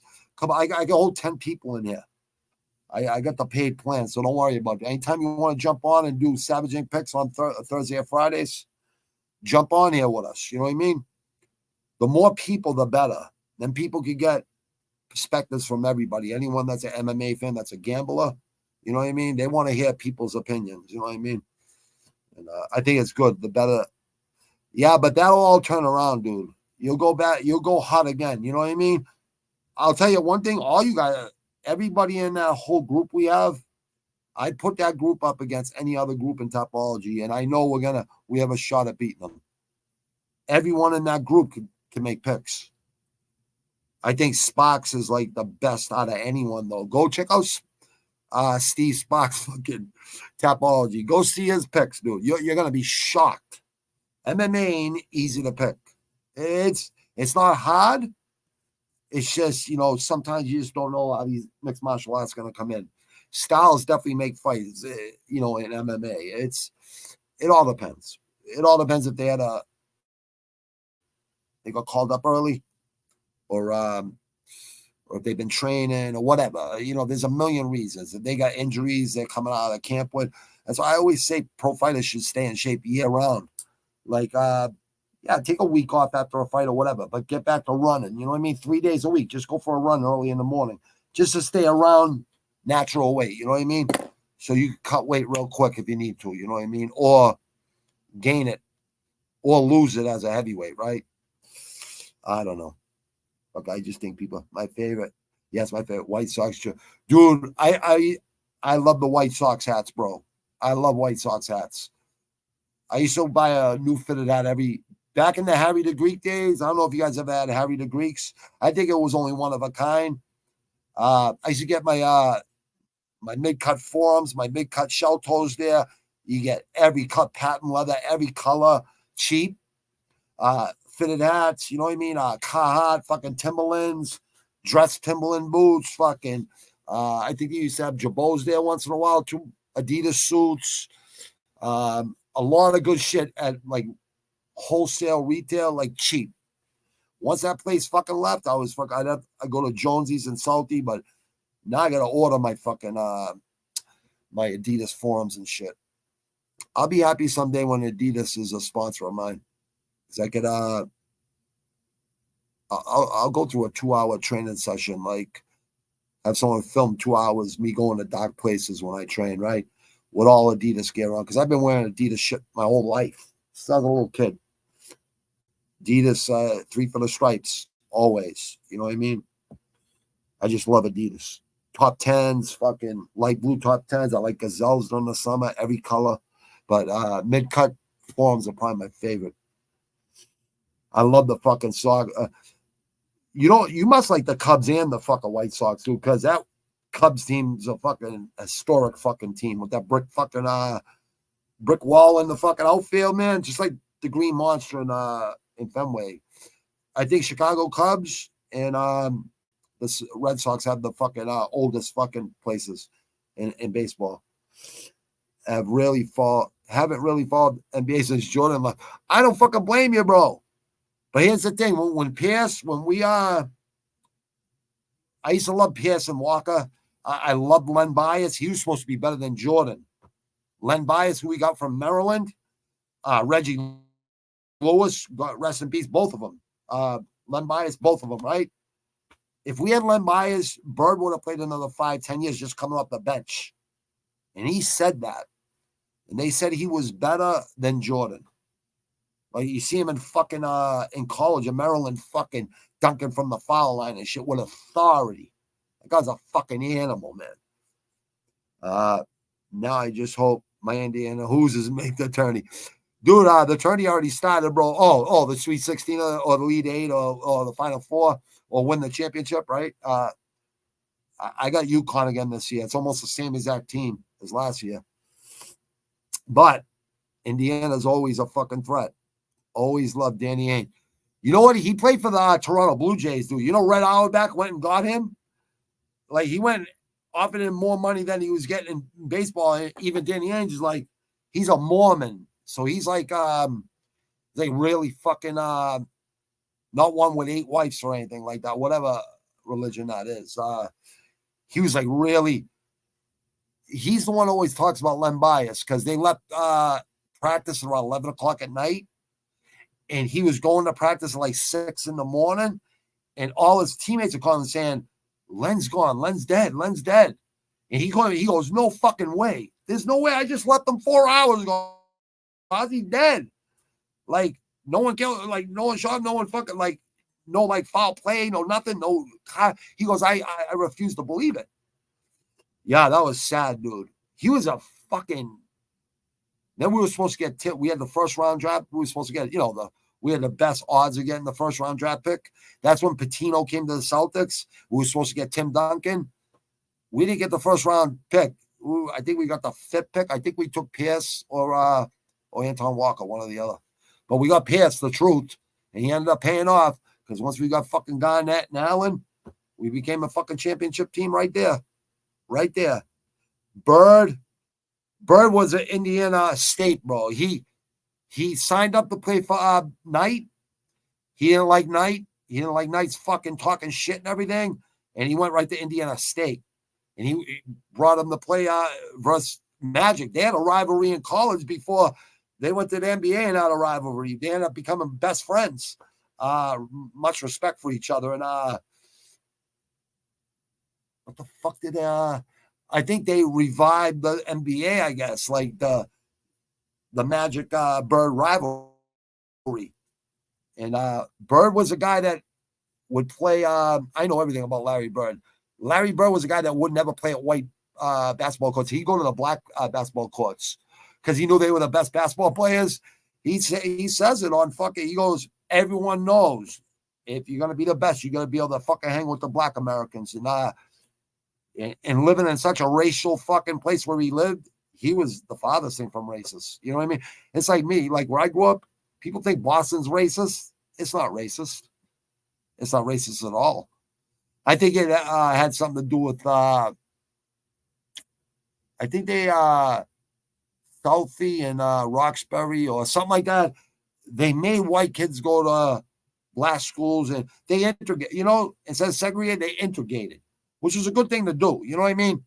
But some white people are very fucking, what's it called, like stubborn and shit like that. And black families were the same way. They didn't like it either. You know what I mean? But I think the black people are more, all right, we'll do this. You know what I mean? If it makes everyone, they had the better attitude from what I could see. But that was I was only a little kid, dude. It was in the 70s, I'm pretty sure, early 70s. I was born in 71, so I didn't remember it when I was a kid, but when I see documentaries on it, it's like people are so fucking stupid to be fucking racist, because I know there's shitbags in every color. There's good people in every color. And some of the most solid guys I met were down the hole or on the streets, and they were different color. And don't get me wrong, I grew up with a lot of solid white people. Don't get me wrong, a lot of them. Savages, you know what I mean? But guys, I was down the hole with, I'd be yelling at the cops, the guards right with them, you know what I mean? And maybe a few other white guys would, you know what I mean? But I fucking TKO'd this big white guy. And I knew a lot of them from DYS too. Like they knew I was always trained there. It's all on how you carry yourself. And I had a couple of them were like just cool dudes, play handball with them. Well, LKs, Latin Kings, and Castlegate brothers, and all these dudes up there, a lot of gangbangers, but very segregated in Massachusetts prisons. But everyone respected each other for the most part. You know what I mean? There wasn't really many race fucking problems. And if there was, it was amongst like one person. And you know what I mean? It was never really like that here. I guess the South Boston, when they integrated, it wasn't even, but that's where they started, South Boston, right? And Roxbury, I'm pretty sure. But the funny thing is, South Boston and Dorchester are connected to each other. You know what I mean? And Roxbury and Dorchester are connected. They're just different boroughs in Boston. It's just like Quincy is connected to Dorchester, Milton, and Mattapan. Mattapan and Dorchester are Boston. You know what I mean? We're connected cities. We got 13 boroughs here in Quincy. I live in Southwest, which is 7 miles away from downtown Boston. If there wasn't train tracks and a highway right there. But even with train tracks and a highway, we're still 7 miles. But like distance-wise. But if you had to get there, right, it would take, I don't know, without traffic, fucking 7 minutes. It's like three fucking exits. Not far at all. I love Danny Ainge too, bro. Yeah, he was at, I don't know if the Hoosiers, I thought Indiana, just Indiana was the Hoosiers. Indiana State was called something else. I'm pretty sure. Maybe I'm wrong. More than I know. I just know it was Indiana State, though. I know that for sure. And I know he didn't like Bob Knight as a coach. The way he was talking to him and shit, like, during the trying to fucking recruit him and shit. So I guess that's what happened. And but Knight had nothing but praise for Larry Bird. Injustice for All. Good album, bro. Good album. I seen that tour, dude. I seen tours prior, dude, but that was the first tour when Cliff Burton died, the original bassist. And that kid, Jason Newstead, he did good. He was from Flotsam and Jetsam. I seen him with Metallica 2 times on the Injustice for All tour, and I seen him on the Monsters of Rock tour too. That Injustice for All tour was pretty good. That was like my last album I ever bought from Metallica. Because every album after that, I was like, what the fuck happened? This ain't Metallica. Like, it was Metallica, but it just wasn't fast no more. It wasn't aggressive. It wasn't speed metal with bang your fucking head, 1,000 miles per hour. It wasn't even close no more. So if you listen to Kill 'Em All, Ride the Lightning albums, the first 2, and then Master of Puppets, then you'll understand what I'm saying, dude. But obviously you probably have, but most people are from the Black Album, they're Metallica fans from the Black Album on. When I was in Metallica album, they weren't playing them on the radio. Like they didn't have a video till Injustice for All. Like those first 3 albums, then Garage Days where they did like 6 or 8 fucking cover songs. Yeah, they didn't have a video till fucking 1. The song 1. And guess who won the Grammy Award that year? Jethro Tull, who was the first concert I ever seen in my life. My stepfather brought me. he sold tickets, I would have never went and seen Jethro Tull. I would have never seen Stevie Ray Vaughan, like, yes, front row. So many bands, Emerson, Lake and Powell, so many bands that I would have never paid to go see, from back in the days when he was growing up, my stepfather. So, but he came to a lot of shows with us. Like, he was like, wow, this music's fucking crazy, but he liked it. You know what I mean? But yeah, dude, that was a good tour. Justice for All. That was like, they were so upset that Cliff was dead that they put it all in there. That album's a good album. That was their last masterpiece. Like Injustice for All is their last masterpiece. Maybe Death Magnetic. It was pretty good. Sounded like old Metallica. Faster. But hey, I don't blame them. They wanted to try something a little bit different, a little bit slower, a little, change it up a little bit. I don't fucking know. They made a lot more money doing it that way. But they sold out every fucking show. They outdid the bands they were backing up. They outdid Ozzy and shit. They outdid fucking like the Monsters of Rock tour. They were the first band out there. I rushed down the front row of a friend of mine. He goes, follow me. I go, all right. I follow you right to the front row. There's a general admission at Foxborough Stadium before Gillette Stadium, before where the Patriots play. Now, this is Foxborough Stadium when the Patriots sucked. They're like 5 minutes. What, Van Hagar? With no David Lee Roth, Sam Hagar. I didn't even want to fucking stay to listen to them. But the Scorpions, Dawkins, and Metallica was the first band. I think it was those fucking 4 bands. I didn't mind the Scorpions because I liked a couple songs from them. Dawkins was all right. I think it was Dawkins or Wasp. I forget. But Van Hagar, I wanted to see Eddie Van Halen play guitar and Alex Van Halen and Michael. But Sammy Hagar can't drive 55 fucking compared to David Lee Roth running with the devil and Unchained. And I don't know. That Van Halen's so much better. Alice in Chains, dude, they're a great band, dude. They're a great band. God bless the lead singers fucking and the bassist, I think, died too. Alice in Chains.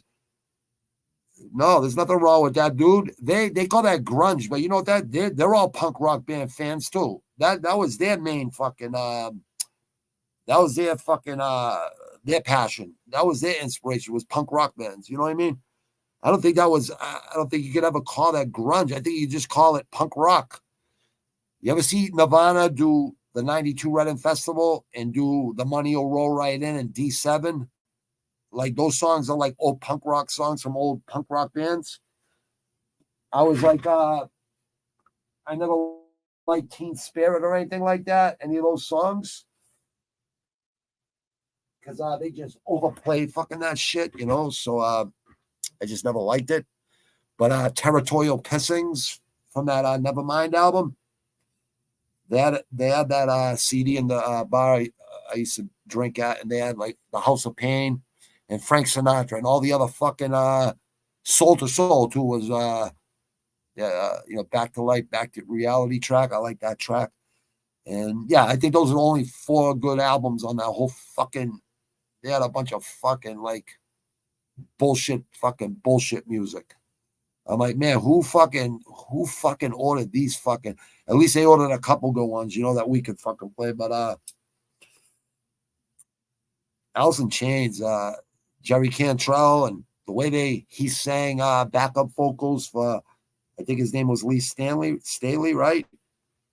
Yeah, those guys are good. I actually like Alice in Chains. I like Nirvana, not Teen Spirit though. The first album, Bleach. Nevermind was good, the album, but a couple songs I didn't like Teen Spirit. I actually dislike that song, despise it.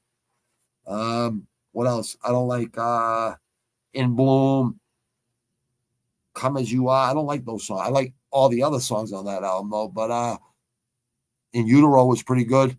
But when they played cover songs from like songs I never heard before, and the way they played it at a huge festival, Reading 92, insane. I'm just like, wow, incredible. STP, Stone Temple Pilots are really good. Alice in Chains and Soundgarden. I never liked Pearl Jam. Some reason I just never liked them. Junkhead is my favorite. That's a good track, dude. I like fucking Soundgarden, like Black Days, Outshined,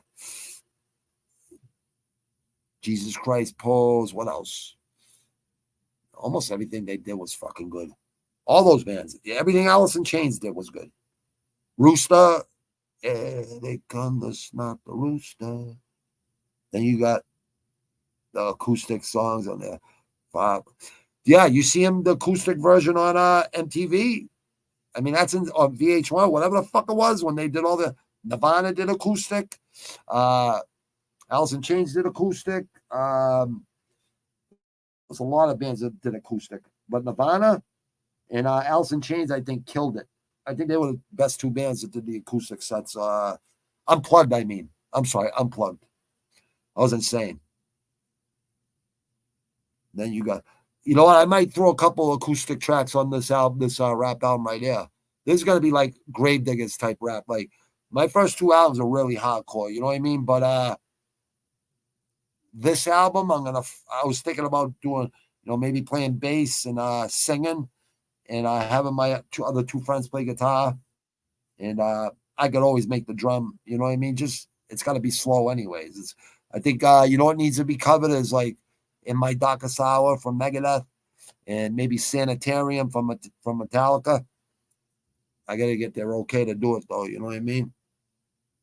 St. Granite, I fell asleep to that movie for like a year every night because I can't fall asleep. Yeah, my wife's the same way. I gotta shut the TV. I'm like, I look at screens enough all day. I don't want fucking, I don't know. You just wake up and the fucking TV's on. It's like, I don't know. It's gotta go. I want fucking darkness when I sleep. St. Granite, I fell asleep. Dude, I used to watch that all the time. I got something. I don't use them, bro. Don't use them, bro. If you never had to use them, or Common, if you never had to use opiates, don't fucking. I never did a fucking pill to the year 2000, dude. No bullshit. Snipped coke, fucking drank, did mescaline, acids, sold acids, mescaline, mushrooms, quickies, and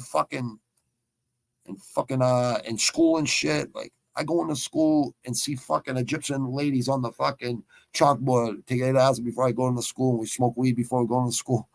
And I walk right out. I'm like, fuck this. I'm not staying here. I walk right down the hill where I went to junior high school. Well, they called it middle school when I went there the first year. Proposition 2.5, took sports out of junior high when I was winning Little League championships. That's all I cared about was playing sports. That's all I ever did every day was play sports. Till I went there and they took sports out, and I became a so-called drug dealer. You know what I mean? But yeah, I'd leave and fucking go make money, sitting on the wall with all my other fucking crazy nut friends that never went to school no more. Crazy days, dude. 40 Cal Glock, 45 and a 44, nothing less. 45, those bullets are made to stop an elephant. So I've seen people get shot with 9mm and get up and keep running.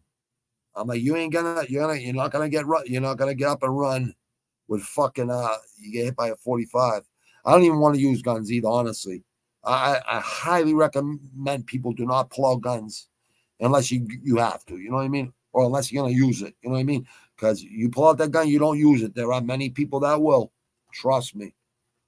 I had 7 wins at the same points as you. I had 9 wins, bro. But you have the same amount of points. That's good, bro.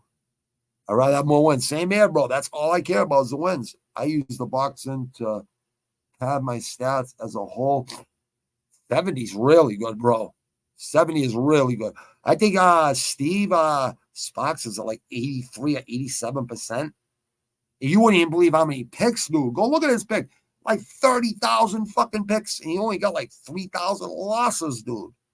Like, that's why you see me calling him Master Sparks. I haven't called anyone master in my life except a master killer. You know what I mean? Honestly. Master of puppets. Like, honestly, no bullshit. I don't really care about. I care about pick percentage because that's how people know you know you're better than 53%. The fucking the so-called professionals. I can't stand when people say gurus and fucking MMA fucking guru. Not the MMA kid, the MMA guru. I have nothing against that kid personally. He said some outlandish shit, but I think he's just doing it for entertainment anyways. But whoever says they're, I don't know, fucking experts and expert picks and this and that, I'm like, show me your percentage. Show me your win percentage before you say you're an expert. At 60%, I can't call myself an expert. At 70%, you come close to calling yourself an expert, but pretty fucking good, Weedy. That's pretty fucking good. I want to see Palman's laughing. I don't really care about pick percentage. I just like to do the picks. Oh, absolutely, dude. It's fun. You're right, bro. Palman, I agree, bro. I don't gamble. I take action, bro. I take action in football. I might start doing it full time, taking action on everything. But no, I agree with you, bro. Now I understand. I get it, dude. I don't gamble like on fights. I put like $10 on DraftKings and just run with it, but that's it. Shane Palman, but that competitive streak. Yeah, it's very competitive.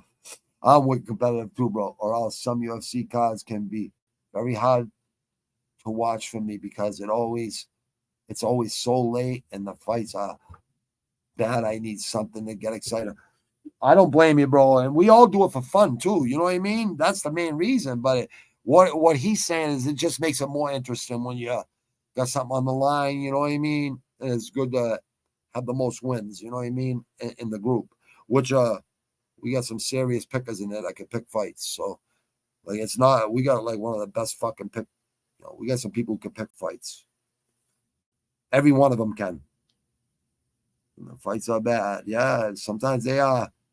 That's missed my face. Yeah, I like those too, bro. Those are dope. Those are dope.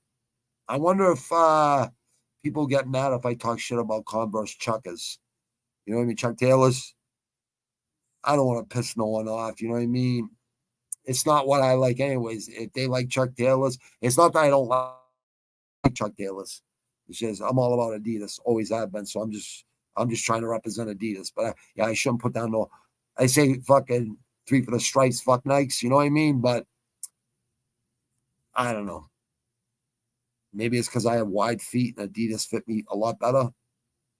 It's not only that. I just like the way Adidas look. I like the way they go. Nope, I'm a South Sider till I die. I've been to Wrigley, enjoy the history, but I'll never be a Cubs fan. Good for you, bro. Pick one or the other. Hey, do you know Connecticut? You know what? Last New England fucking state on the bottom, on the left, right next to New York.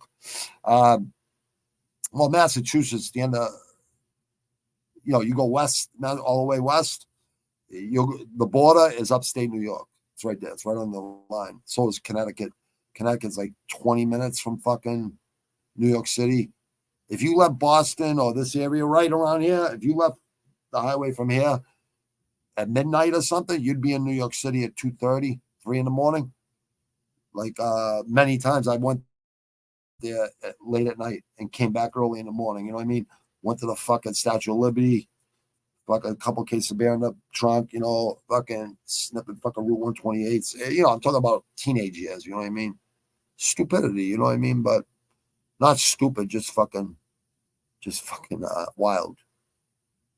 Yeah, Wrigley, you got to go to Wrigley, bro. That fucking field, just attorney in general about we've been on the downslope for a decade. Yeah, but Chicago's got good teams though, man. Chicago's got good teams. I mean, they're always interesting. You know what I mean? They always have. You always got one team there that's doing good.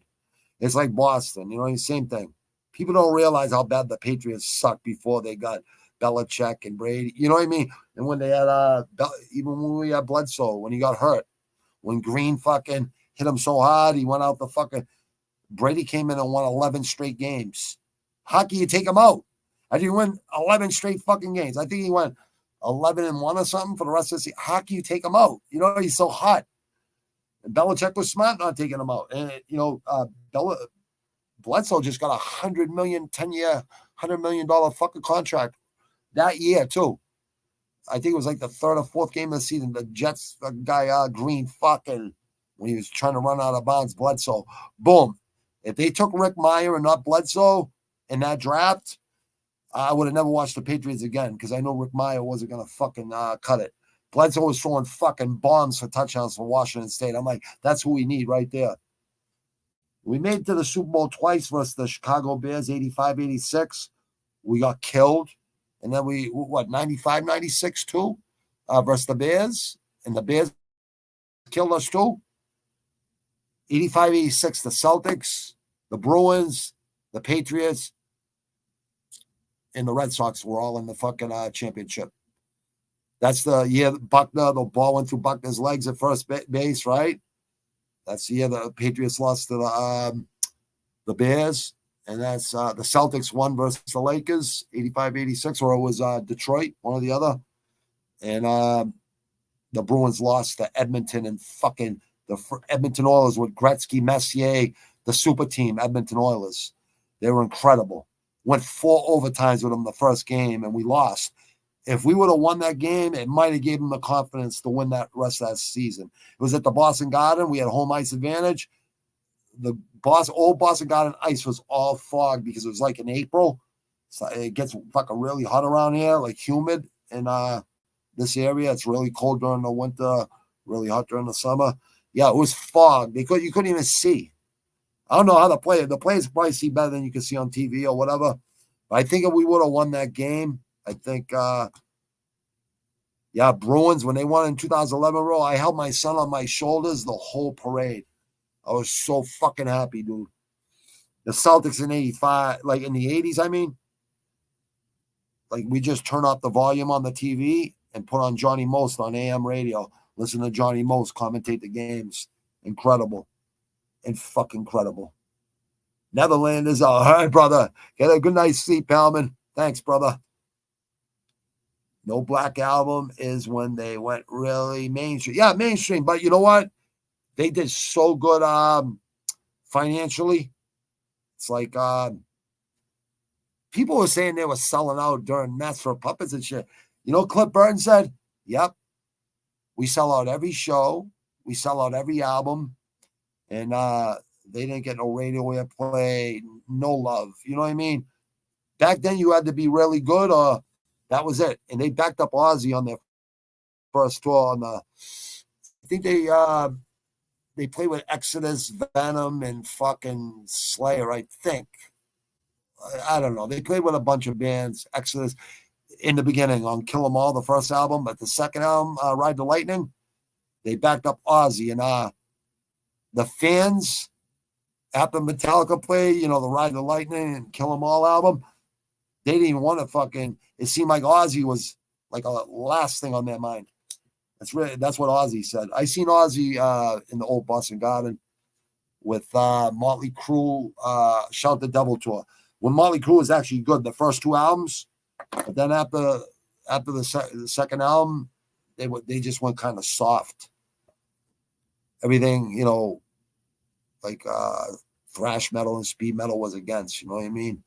But their first 2 albums, I'll still listen to this day. Motley Crue's first 2 albums, really good. Yeah, they went mainstream. Yep. That's exactly. And that's like Metallica fans from then. Try being a bit. Oh, dude, that team was awesome, bro. That fucking 85, 86 or who was the guy there for the Bears back then? Not the Fridge Perry. Not the fucking defensive lineman or the nose tackle. They used to play running back or fullback when they needed a yard or whatever. But you had a fucking not Dwight Howard. No, because he played for you had Walter Payton and Sweetness, obvious, one of the best ever. But you had a return kicker who was fucking off the charts back then. I used to use him on Tecmo Bowl. I used to use that fucking Bears team. I used to use Bo Jackson on fucking the Raiders. I used to use Dickerson on the fucking Colts. Like as running backs, like you get those teams and you use San Fran with fucking Rice, and it would always fucking connect on Tecmo Bowl on the cross fucking throw, the cross fucking fade. And there was many ways you could win those games. Try being. Well, these days I understand. I get it, bro. But they've had some good fucking teams. I mean, hey, Ditka came from the fucking so many. I was a fan of the Pittsburgh Steelers, bro. The Steel Curtain when the fucking Patriots sucked. I was born in Pittsburgh till I was like 9 months old, and I came here and was raised here my whole life since I was like 9 months old. Like I don't even remember. That's how young I was. You know, I was a little baby in diapers. So yeah, I used to go back there to see my mother's side of the family and my father's side of the family. I never met my father till I was 32 though. So yeah, I was kind of ashamed this year. That's why, who knows? That's why I was so good at sports. So good at everything I excel at because I had all that anger. When you have anger, you use it for good things. You know what I mean? And you're gonna be good. Oh, I hear you now, bro. I get it. Try being a Browns fan, huh? Lane Staley, yep, and Mike Starr. Oh yeah, he was the bassist, right? Yeah, I seen him on that fucking Celebrity Rehab or whatever with Dr. Drew, whatever the fuck. I used to watch that show once in a while at night. I'm like, man, damn, everyone's fucked up. Definitely not grunge. They got sucked into the grunge era because they were from Seattle. Yeah, but you know what? That's what made them such good musicians because that's all they had to do was play fucking guitar and fucking bass and drums and sing. They were all really good bands. Even fucking Pearl Jam's a great band. I just don't like them. You know, I didn't like. It's like U2. I'm Irish. I don't like U2. I'm Irish. I don't like Conor McGregor. I'm Irish. I don't like Ian Gary. You know what I mean? I like Irish from fucking America. They actually have balls. Yes, beautiful dual chords. Yeah, the way Lance Stanley fucking sang those fucking. I think he wrote all the songs, actually, Lance Stanley. I like STP a lot, too. One of the members, the lead singer from STP, rest in peace, whatever his name was, he was in a rehab with Old Dirty Bastard, rest in peace, Russell Jones.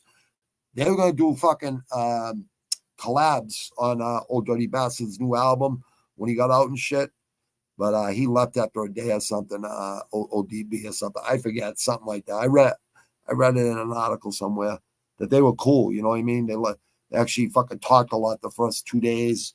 And I think both of them fucking left, to be honest. I don't think it was just ODB. I think it was both of them. That would have been cool. Hear both of them fucking on some beautiful when you could hear the acoustic version. Yeah, it is, man. Granite was in there watching them walk like an Egyptian. Yeah. Like I see fucking like the woman going like this, and then like the snake dance on the Muay Thai prayers when they're doing the Muay Thai prayers before a fight, whatever that Muay Thai prayer is. It always sounds like that fucking horn when the cobra comes out of the fucking basket. It was like that music with Egyptian ladies going like this on the board. I'm like, time to leave. Bye-bye. I get a fucking pass. I gotta go to the bathroom. I just never come back. That's why they kicked me out in 8th grade. But whatever. I went to work for full time and I was making enough money. It didn't matter. It just didn't matter. I got my GED. I went to college for 2 years, got my business associate's degree for 2 years in prison and shit, SECC. And they kind of fucked all of us, actually, SECC. What a shithole that was. No running water in your cell. No fucking running water. Porta potties. And the doors, it was built in the 1800s, so the doors are really short. There was only short people back in the 1800s. It wasn't really fucking 6 and 7 footers. Not a lot. Average person was like a 5 feet something. Like it weren't that tall back in those days. So yeah, you would have to duck in to get into your cell. But it was only one person cells. But yeah, you turn on the fucking light at night to take a piss or whatever. In the porta potty, I just piss in like a trash bag around the porta potty. And I take it out every fucking morning. They had fucking shitters downstairs in the shanty and fucking showers down there and lockers. You know what I mean? We cook up our fucking meals and shit. But they leave you in a weight room locked in, just all convicts, no COs, no fucking guards, nothing. It's a good place to train. Good place to fight, too. Dude, you say it like you type it makes me laugh, dude. I remember it like it's fucking yesterday, bro. I have it for home protection only. I know. No, I don't need it, dude. I don't need it. Trust me. It's only it's right here too. You know what I mean? It's just good to know. You know what I mean? Because someone comes in, right? They have no fucking clue what's gonna happen. They have no fucking clue. Because I was taught by a fucking trained killer, so not a killer, but a legit killer, a trained killer, Marine. He brought me to go in the Marine Corps. I tried to go in the Marine Corps instead of doing prison time because I said, fuck it. If I could fucking, thanks, Skate. I appreciate that, bro. I'll check that out. Rummy's call. I like Rummy. Yeah, Skate's a fucking huge boxing fan. I love it. I have to. Yeah, I would. Yeah, I'd much rather throw hands, dude. You have to. I know Spock, good guy in YouTube. Spock. Oh shit, you're going like, dude. I'm a Star Wars fan. I think you're talking about Spock, right? About fucking Star Trek. I mean, or are you talking about the Guru? I don't know. I forget who you're fucking talking about. Who did I say? Spock. Maybe you're talking about fucking Spock from fucking It's weird. You got these Trek heads or Star Wars. I like Star Wars. I got Darth Maul on my back. That's why I'm going with Sith Maul 617 for this set of Bobby Nizzle, produced by Bobby Nizzle, aka Quadruple Stab Wounds. That was supposed to be my name for the first album, the second album. My stepdad wore Chuck's. So did my stepfather. He likes Chuck Taylors too. Till the mid 90s. Never switch out. Yeah, some of us are loyal, man, to our clothes. I like Bledsoe back then. Yeah. When he first came in the league from Washington State, right? Yeah, I think it was Washington State. I'd be like, you grab Rick Meyer over this guy. I'll never watch the Patriots until you get fucking. Nope, Bears only won one Super Bowl in 85. Yeah, that was versus the Patriots, but they were good. That defense was off the hook. The fucking the offense was off the hook too. McMahon was a good quarterback, but Bears did cream them, and they fucking did, dude. They fucking destroyed us, bro. Bears ain't won shit since then. Yeah, they come close though. Walter Payton's one of my favorite. You know who else? Earl Campbell. People forget about Earl Campbell. The fucking tree trunk legs on him from the Houston Oilers. Woo! That Steelers team, the Steel Curtain. Like everyone took the Giants versus Baltimore. I go, defense wins fucking Super Bowls. I think that Baltimore defense in 2009, 2000 was the best defense ever, I think. And that's saying something, bro. The Steelers, the Steel Curtain of the 70s and the early 80s, and the Bears defense. Some teams just had incredible. I think defense. Oh, you need defense. You need like fucking Stanley Cup. You need a goaltender to win Stanley. I think the Stanley Cup's the hottest team championship to win. They kill each other every fucking night. That football players only do it once a week. My old lady loves you too. It's not that I don't like them. They're great musicians, and Bono and the whole band are really good. You know what I mean? I like Sunday Bloody Sunday. There's some good songs. Don't get me wrong. It's just I like music with attitude, man. I like music with attitude. Yeah, with attitude, and it's music I can relate to. I like country music. I can't relate to it because it's too like not every day is chocolates and strawberries, so I just can't relate to it. You know what I mean? I can relate to fucking chaos and violence and fucking and even good shit that they sing in there. You know what I mean? You take the good with the bad. You know what I mean? But it's never ever good all the time. There's no fucking way. I tell it like my different cultured friends, like growing up, I'm like, yeah, that's white boy music. That's white boy music with attitude right there. That's like, because it's really true. Back in the 70s when I was listening, when everyone was breakdancing and shit, the Roxanne and fucking Cheap Thrills and all the first hip hop, you know what I mean? When they're scratching on turntables and shit. I was breakdancing and shit. And I'm like, you know, what a fucking amazing idea to get little pieces of samples and make tracks out of them, out of rock and rhythm and blues and fucking blues. And, you know, then I heard like Beastie Boys and Public Enemy using Slayer riffs, guitar riffs in their tracks. Jimmy Page from Led Zeppelin riffs, the Beastie Boys on their like first 2 albums.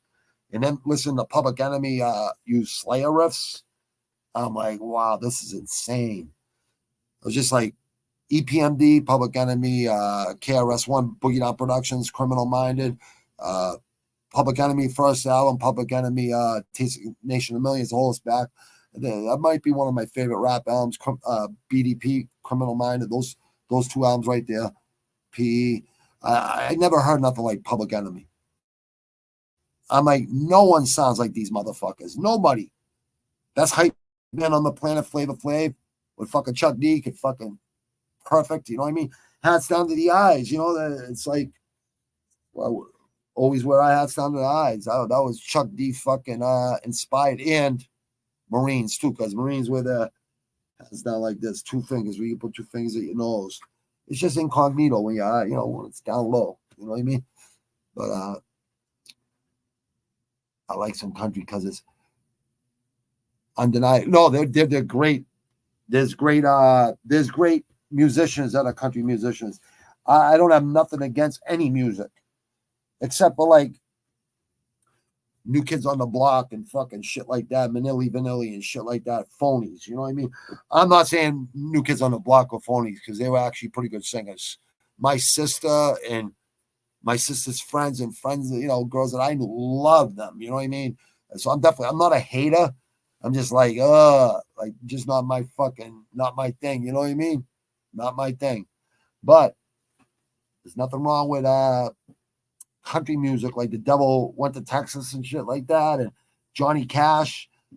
If Johnny Cash is country, I love country because I love Johnny Cash, the Man in Black and shit. Stevie Ray Vaughan, if that was country, but that sounded more like, I seen him live, like 3rd or 4th row was insane. It was insane. I'm like, damn, this guy's fucking good. The guy was so fucking good. Jethro Tull was great. Yes, Front Row was insane. Deep Purple twice. Seen Robert Plant. Who else I see? Like Emerson, Lake and Powell. Who else I see? The Police. So many fucking bands I would have never seen. Unless my fucking step out, I sold fucking concert tickets and shit. I seen Angus Young come out of the fucking old Boston Garden floor on Halloween night. About 20 of us went on the fucking train and went there. I seen so many shows at the Channel. These are little fucking clubs in right on the water at South Boston. Seen Slayer there. Seen Slayer at the Channel. Holds fucking 400 or 500 people. The Paradise in fucking Brookline, Cambridge like area. She's who else I see there? Anthrax, Metal Church, fucking Creator, Testament.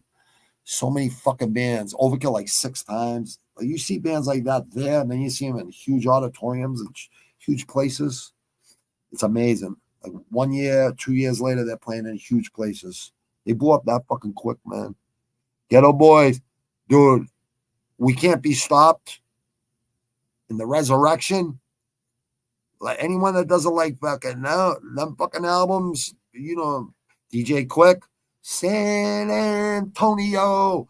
Dude, that guy's one of the most underrated fucking producers ever. DJ Quick. Eazy-E. If it wasn't for Eazy-E, there wouldn't be no NWA. There might have been an Ice Cube or something because he was that good. And there might have made it somewhere in music because he was already, you know, a great fucking producer. But if it wasn't for Eazy-E and putting his money into legit shit, into Dre, and he believed in Dre that much, how about fucking RZA? RZA changed the game. RZA said, give me 5 years, but I'm driving the fucking bus. You know, you got people that were fighting with each other to come together as one, right? And he made it in 2 years. RZA changed the whole game. That's why I'm like, damn, man. I went seeing fucking Wu-Tang, dude. I was fucking blown away. Rage Against the Machine, front row. I caught RZA, me and my boy Wayno, God bless his soul. He passed away in 2015. 300 fucking pounds, fucking 6'4", big kid. But we were in the front row, and I was, that's when I was like bulked up, lifting weights all the time. Jumped on us, we threw him right back up on stage. They're one of the best shows I had. Then I seen him again, 2000. That was 97. I seen him, right? Then I seen him in 2002 or 3. I think it was 2002 on the Iron Flag tour. And then I played with it where I seen him the second time. I played there at the Palladium in Worcester in 2013. So 10 years later, I was playing there on my second album with me and my boys. We went there with like 50 people on a tour bus. We had a limo behind us with 15 other people. We went there and blew it up and came right back to fucking the East Coast, the fucking Atlantic Ocean. Quincy, fucking Boston, the guy fucking did like 45 miles an hour, 70 miles per hour on the ride home. Couldn't deal with us no more. Mr. Scarface, oh yeah, dude. You know who's really fucking underrated is fucking Willie D. Some of his shit, like Gotta Let Your Nuts sang Scarface, right? On like We Can't Be Stopped. Gotta Let Your Nuts sang One More in the Morgue, right? We Can't Be Stopped. Like some of those songs are just fucking up the charts, man. Still some of the best shit, still to this day. You play songs, The Resurrection, the song Still from The Resurrection, every song on that. You play any songs on either one of those albums, it'll compare to any music today. If not, be better. But one of those new kids on the box. Because I had my sister playing it all the fucking time. I'd fucking wake up to it fucking with headaches and fucking my head pounding. I had to fucking go shower and go to the gym and come home. That's one thing I did do. Even when I was in my teen years, I'd always go to the gym. Even during the, on the weekend work, I'd still go to the gym all week. You know what I mean? That's why I was always ready. Like, and not only that, you sweat it all out of you on Monday. Sweat it all out of you. You could see the alcohol coming off your body, out of your sweat. You see the smoke coming off your body in the mirror. You know what I mean? And you could taste the fucking yayo off your fucking. But Tuesday felt great. RATM and Wu-Tang ain't what dream for a music guy like me. Dude, I get it. I remember that tour. Never got to see it live though. Dude, that was insane, bro. I actually met Mark and Donnie Wahlberg at the Hub down Heckler Street or Savin Hill. I was down a party with some kids I knew down there. I used to go there once in a while. Savin Hill more, but Heckler Street, I go there once in a great while, a few times. And, we were all teenagers back then, right? So, but yeah, I met those guys. A lot smaller in person than he was on his videos, you know what I mean? But good guys, good dudes. It was a good tour, bro. Well, when we were on our way to the show, they said they canceled. So we turned around, and then not even 5 minutes later on the radio, they go, oh, no, they didn't cancel. They're going to they'll be like 10, 15 minutes late. So I'm like, wow. And then I found out, about 5-10 years ago, I seen a documentary on them arguing on that tour.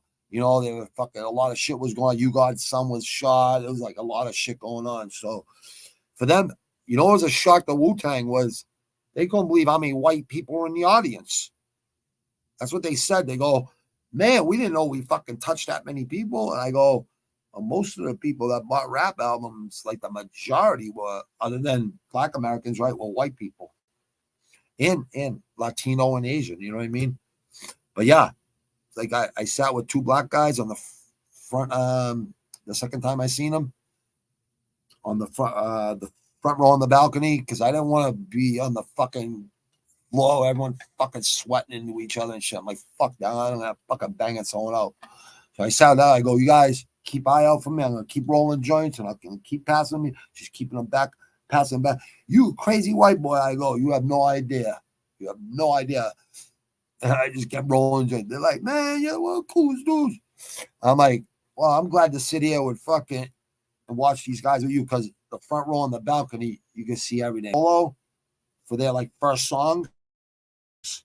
And while they're all building up there after every first solo song, and then they just came together, you know, all of them ended up there together at the solo song for each one, and then all together, bang, you know what I mean? Yeah, Wu-Tang's insane, man.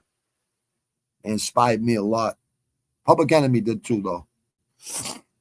I love Willie D's solo songs on that album. His solo verses. He's a fucking Golden Glove champ, dude. He used to knock motherfuckers out cold. And so, you know who else did too?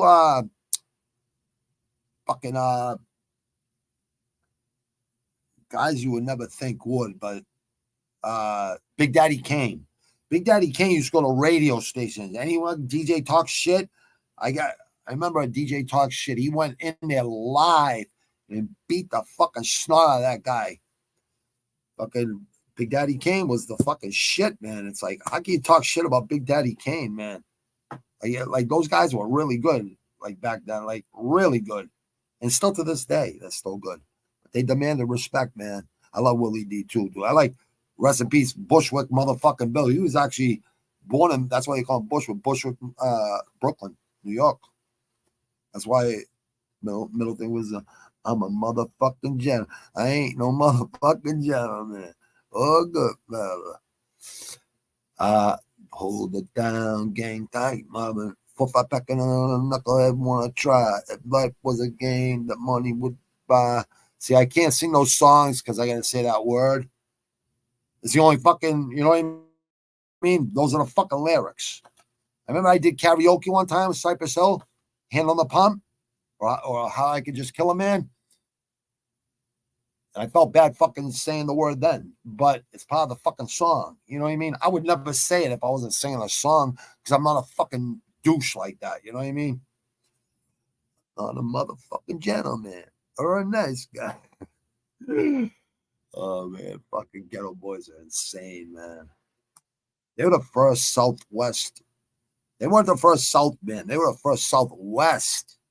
Like, first fucking group from, like Bushwick says, who the fuck says you have to be from Cali or New York? Anyone can make it who got hot. Yeah. Fucking dude. Bushwick and fucking Willie D used to get in mad fights. And Willie D said, that little motherfucker right there was probably one of the toughest guys I've ever fought in my life. In the ring and outside. That dude was a fucking savage. Them little fucking dudes, man. I always tell people size don't mean shit unless you know how to use it. You know what I mean? You don't want to be too bulky when you're in fighting, man. You want to be lean muscle. Like that dude Siam, he needs like a year of building lean muscle and getting stronger. Or like I told Jay the other day, because Jay always says, yeah, some of them do need weights. And I agree. Like a guy like that, Simon, who lost Saturday, and they're taking them fucking huge knees. I mean, the kid's tough as a motherfucker. He needs to take some time off and gain about 10 pounds of lean muscle. And like, you know, maybe lift a little bit of weights to get stronger and then maintain it with all body weight training. You know what I mean? Because, yeah, I notice it when I'd box, when I'd lift weights, and I'd feel stiff. You know what I mean? When I was always really fast. But once I get down to, like, I'd stop fucking lifting weights as much. I just hit the heavy bag and do push-ups and pull-ups like I do now. And I'll lift weights now, but it's just mostly during the summer. But I'll still work out only a couple days a week at the gym. Most of it's outside. Even during the winter, most of it's outside. Because endurance, it's breathing in that cold air. It's the elements. You know what I mean? It's like, I don't give a fuck if it's raining, snowing. I'm training. And I'm pouring fucking sweat. I don't give a fuck. I get up. I like to do it. I like to be finishing my workout when the fucking light is just about to come up. But that I'll be training at 4 or 5:30 tomorrow morning. I'll be up training. William Bushwick Bills versus on I tried from the Resurrection album. I have a special place in it. Oh, dude, I gotta check that out, dude. I tried. I know I've heard the song because I got I think I still got that CD to this day. I got a book full of CDs and DVDs, like the best movies, like all the best gangster flicks, all the Boston flicks. I got like about half of it's like all CDs, all the tapes. I got albums that are still in the fucking from the fucking 80s and 70s, but I'll probably fucking I don't know, probably keep them. Shit, dude. Rather be cold than hot. I'm trying to remember that fucking song. I tried, right? I tried, huh? I'm trying to remember what song that is because I fucking know those songs, dude. I know every song on that album, so I'm trying to remember that fucking track. I tried, right?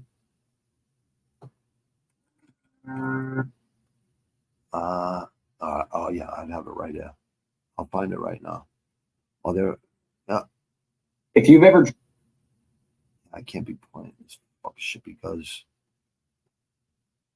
they fucking said something. Fucking even fucking I tried. First Light of the Day is dope. Time Take is dope. I Just Want to Die. A Visit from Larry Hoover. Point of No Return. Time Taker, First Light of the Day. Drama covers my hood for blocks and blocks. Oh, the dang.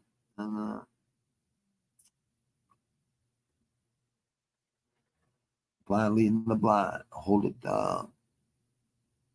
Kill up a scratch. Open minded. Ghetto boy. The world is a ghetto. Still.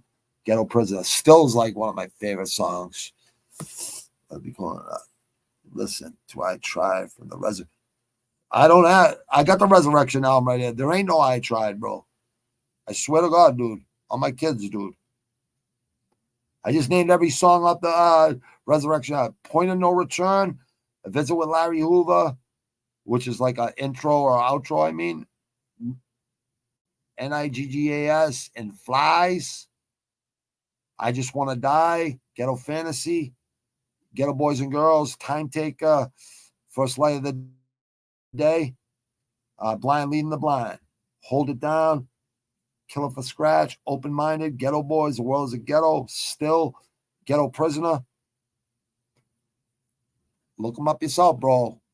Is that on the album after that, Weedy? Let me see. It might be on The Good, the Bad, and the Ugly. I think that was. What's it called? I tried. Eye for an Eye. No, I tried. Right. I think I've heard I've tried too. I like Scarface's Fuck You with Zero. Deeply Rooted album. That's fucking dope. I'm trying to find. I tried. The Foundation.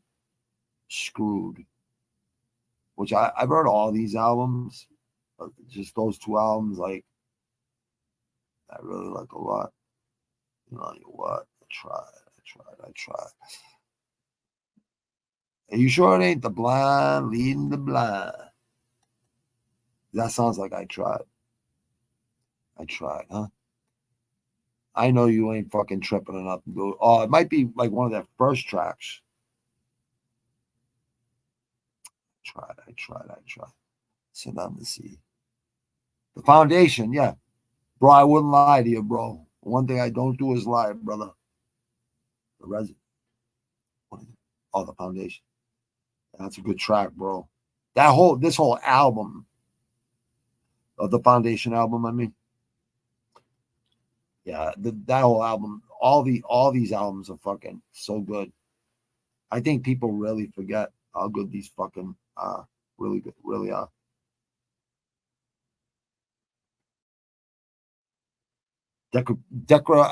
Declaration of War is dope too.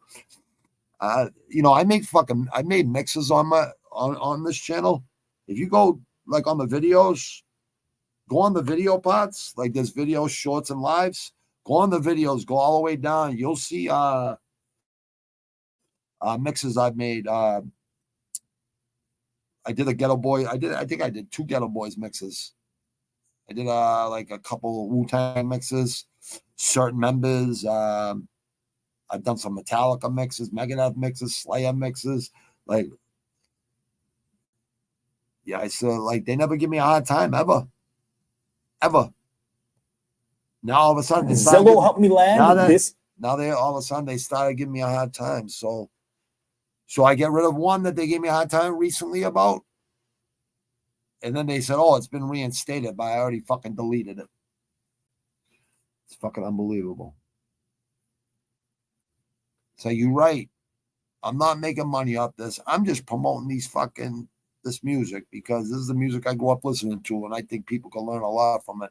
You got to go deep in the crate. It's like fights. You got to watch the old fighters to appreciate these guys that are good now, because the guys back in the days, it was a whole different fucking beast, man. They fought 15-round fights. Sometimes they fought fucking 30-round fights. Like, some people just have no clue. Like, go look at Sugar Ray Robinson. I know you know, Weedy, but I'm saying most people don't have no idea. Sugar Ray Robinson, like 200-0 before he lost the fight, 190 and something, and then he went on another 150 fucking streak. He's that good. Sugar Ray Robinson and Marvin Hagler are my best favorite 2 middleweights, and I would say Crawford is this generation's fucking Marvin Hagler. Can switch up, both hands, both sides. And that's the mentality. He trains year round. Championship mentality, legacy fighter. I love to see him and Canelo. I love to see Inoue and Tank Davis, but I think we'll have to give Inoue another year to grow into that.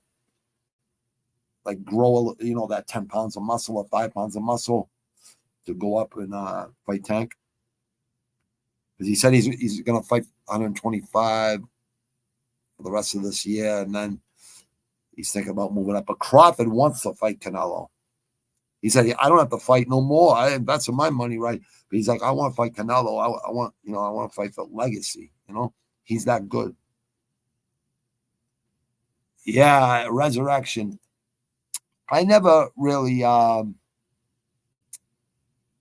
into Bone Thugs and Harmony. I didn't think they were that bad either. You know what I mean? Honestly, I didn't think they were that bad. I just really never listened to them that much. There was some songs I did like from them that I heard that weren't mainstream, like on the videos. You know what I mean? Like on MTV and shit. Like side B shit I'd hear. And I was like, wow, that's pretty fucking hard. It's pretty good. Easy fucking liked them a lot. I know that much. Nah, it was early 2000s. I put up MF Doom against any. He was in 4 generations already. He was in Gasface with third base as Cam D.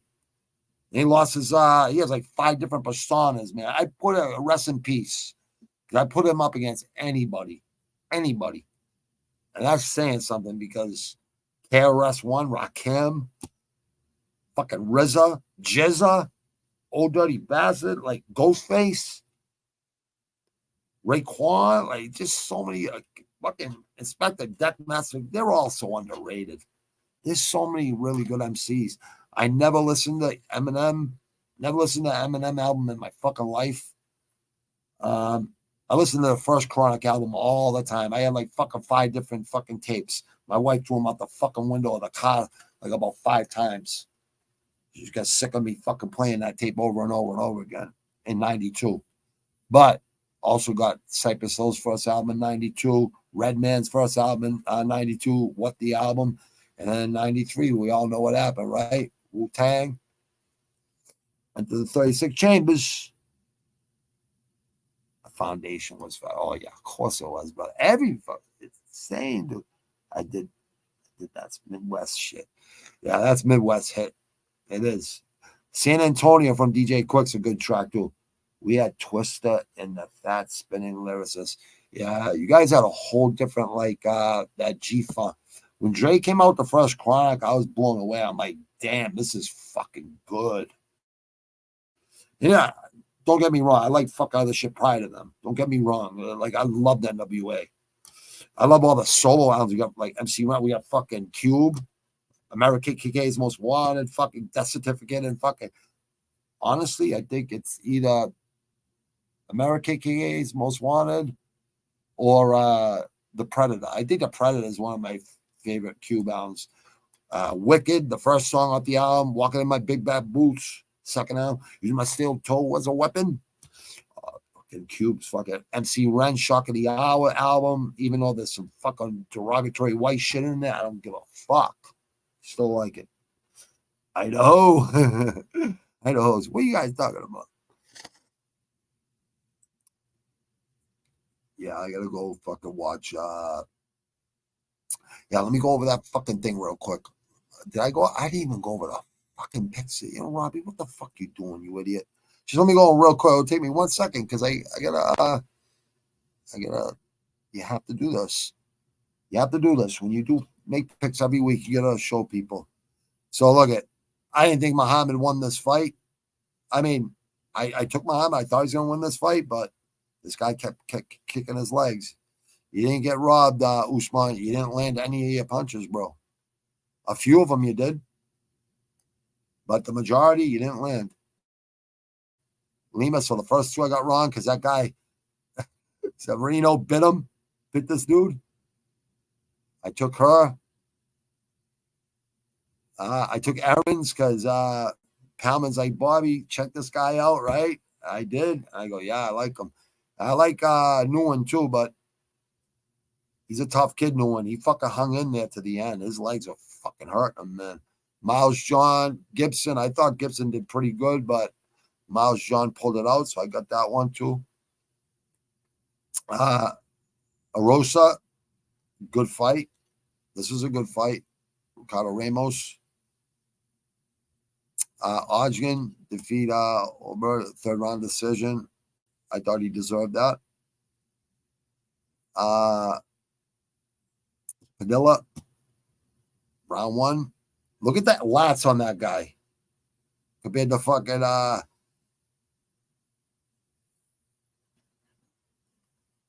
Julio. Zazal. That was, Quarantillo is a tough kid, man. I don't think a lot of people seen this coming. A fucking submission, round two. Talbot versus Simon. Simon looked like a young kid in there that just hasn't filled out yet. And he needs to take some time off and fucking and grow about 10 pounds of muscle and get stronger.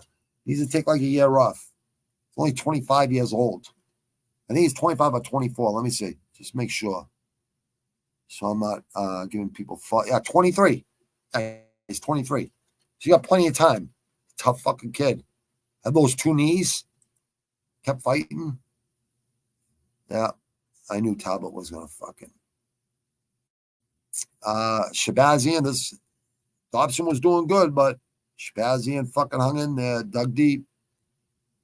Carl Williams, I had Tafa. Tafa, if you could just get up.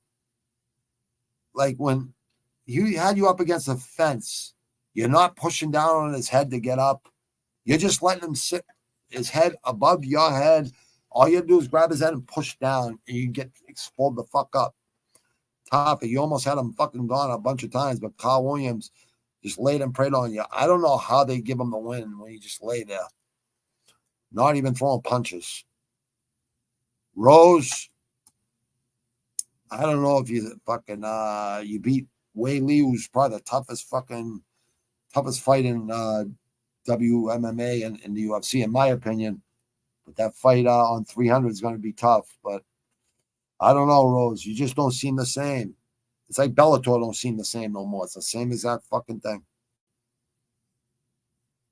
Yeah, 9-4. Not bad. Not bad. I wish I would have fucking just grabbed one more win. 10. But it's all good. I don't give a fuck.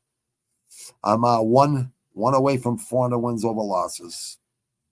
13 fucking 156 wins, 957 losses, 59% almost. Yeah, if I win one fight, it'll be 59%. But here's the thing. Check this out. Watch this, Weedy. If you're still there, just so I can show you, brother. Just so. Let me see. Activity. Yeah, I think it's right. I think it's right there. Hold on. Nope. Here it is. My stats. It's right there. Yeah, watch this. No, not my stats. My rankings.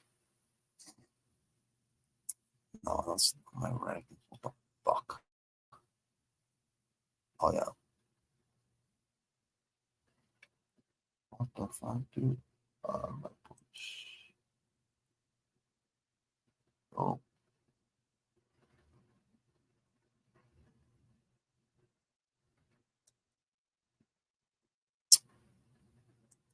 I know it's yes. Oh, here it is. Okay. So by promotion, watch this, bro. Oh, shit.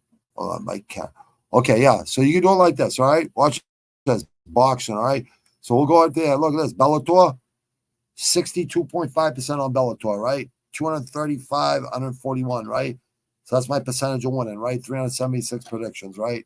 Dana White Contender Series, 52.5, 73 and 66. LFA, which I don't even pick no more. That was just the first year, the first like 5 months. 30 and 26, 53.6. One championship, 55.7. PFL, 59.3, so 60%, right? 67, 46. I won't even pick them no more either.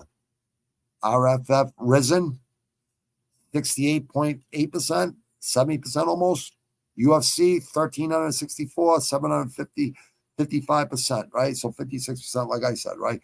After this week coming up, it'll be 56 because I'll definitely get that one where I'll definitely get more wins and losses. It'll go up to 60. Now, but we'll watch this boxing, right? This boxing right there, right? Watch this, dude. Watch how much everything changes. Usyk? I don't know what Usyk is. 1-0, 100%. That's boxing, though. Thriller Fight Club? Okay. It says it right there. I don't even have to go there. So it says Thriller Fight Club, 66.7%, 4-2. Top rank, 23-8, 74.2%, right? TB, Team Ellis Boxing, 2-0, 100%. TGB Promotions, 17-7, 70.8%. Supreme Warriors Fight League, 75%, 3-1. Road to the UFC, 4-5, 44%. I don't even know it. Oh, Road to the UFC, that's right. RCC Boxing Promotions, 4-2, 66, 67% almost. QP Queensberry Promotions, 26-7, 78.8%. NLB No Limit Boxing, 1-1, 50%. I wonder if No Limit is fucking masterpiece. Most Valuable Promotions, 0-2. I don't know what the fuck that is. Mura Boxing, 1-0, 100%. Mayweather Promotions, 1-0, 100%. Matchroom Boxing, 55.6, 10-8. Japan Boxing Commission, 10-1, 90.9%. That's all in your way picks. Golden Boy Promotions, 7-3, 70%. CTP, Craig Thompson Boxing, 1-0. Canelo Promotions, 3-0, 100%. BX Stars, 4-1, 80%. Boxer, 0-1. I don't even know what Boxer is with 2 X's. But yeah, my boxing's up like 89 or 90% if you put them all together. Yeah. So anyways, last week I was 9-4 for people. So I know I made people money. I just wish people, if they're taking my picks, throw me a 10 spot or something. If you're making fucking 1,000 or something, throw me $10. Just send it to the fucking might have to do a Patreon with this shit. and bring my 70%ers in there and fucking bring Sparks in with fucking 87 fucking percent and fucking skating. Fuck all these people that can pick fucking really good picks, man. It's fucking incredible. We got a really good group of guys that fucking kick ass. 58 awards. I haven't got an award in a while. I don't know. I don't know why. But what's the next fucking fight? I don't even know what the next fight is. Oh, it's another shit. It's another fucking what's it called, right? It's another women's main event, I'm pretty sure. Yeah. Blanchard versus Farad. Vincent Luque versus Joaquin Buckley. The one that did this when the guy caught his kick and he did a spinning back kick, that'll be a meme forever. That guy he's spinning back in KO. That guy's doing good. Bruno Silva versus Chris Weidman. There's some good fights. Roosevelt versus Dumas. Kyle Nelson versus LGO. That should be a good fight. McKee. Mukwani. Emmers. Landwehr. Oh, look at Nate the Train versus Emmers. That should be good. Lupita Gudinez. Oh, shit. In a robot. Herbert Burns. Matthews versus Bazooka, right? They don't pronounce the J, right? Aslan. Turkile.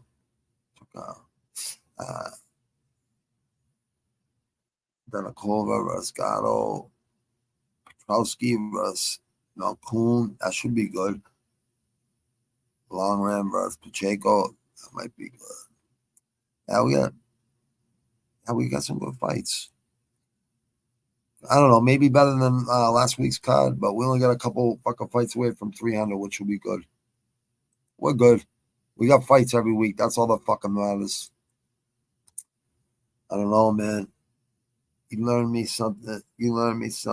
Granted, I didn't even know you could break shit down like that on top. I'm gonna have a look. Yeah, you should do, because you're doing good, dude. Dude, you're doing really good. Oh, absolutely, bro.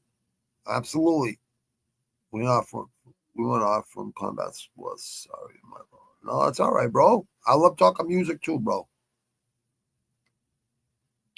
Midwest thing, I suppose Chicago loves that. Well, you guys are kind of,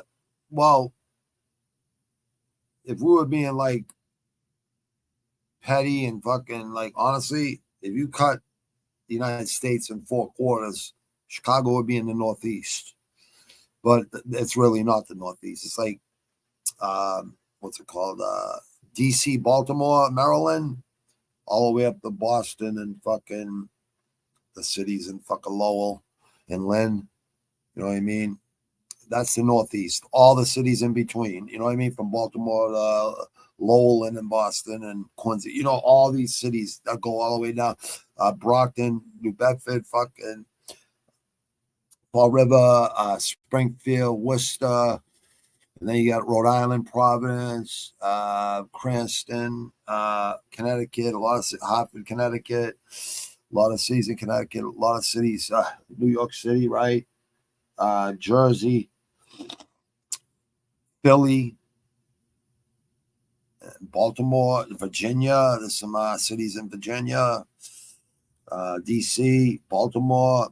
That's where the Northeast stops right there. That's where it starts and where it stops. It's like, that's where I think the best fucking boxes come from, in my opinion, like, and a lot of other people's too. Not saying there ain't no good boxes from other places. I'm just saying, like, from America, that's where we breed the most boxes, I believe, is all those gyms up that coast. Because there's just so many of them. If you looked on a map, I bet you there's more boxing gyms on the Northeast coast than anywhere else in America. I don't think I'm wrong. You could look it up or something, or go on Google Maps, or fuck it, or Google it. I bet you Northeast, all those cities. I just mentioned, all those states. Yeah, Chicago is kind of like the Midwest though, but it's a fucking it's so much like the it's like the Northeast though. Detroit and Chicago, they're both like cities like the Northeast with the history. You know what I mean? Went on. Oh, that's fine, dude. Don't even sweat that, dude. I love talking because I'm making my third album right now. Don't even sweat it, bro. I love talking music, bro. Damn fucking straight, bro. Yeah, you got to break your shit down, brother. I have no more free bets from the major betting sites. I cashed out at 600 plus. Yeah, I'll never bet more than $10, dude, on fights. Never. If I lose $10, that's fine. Like, you know what I mean?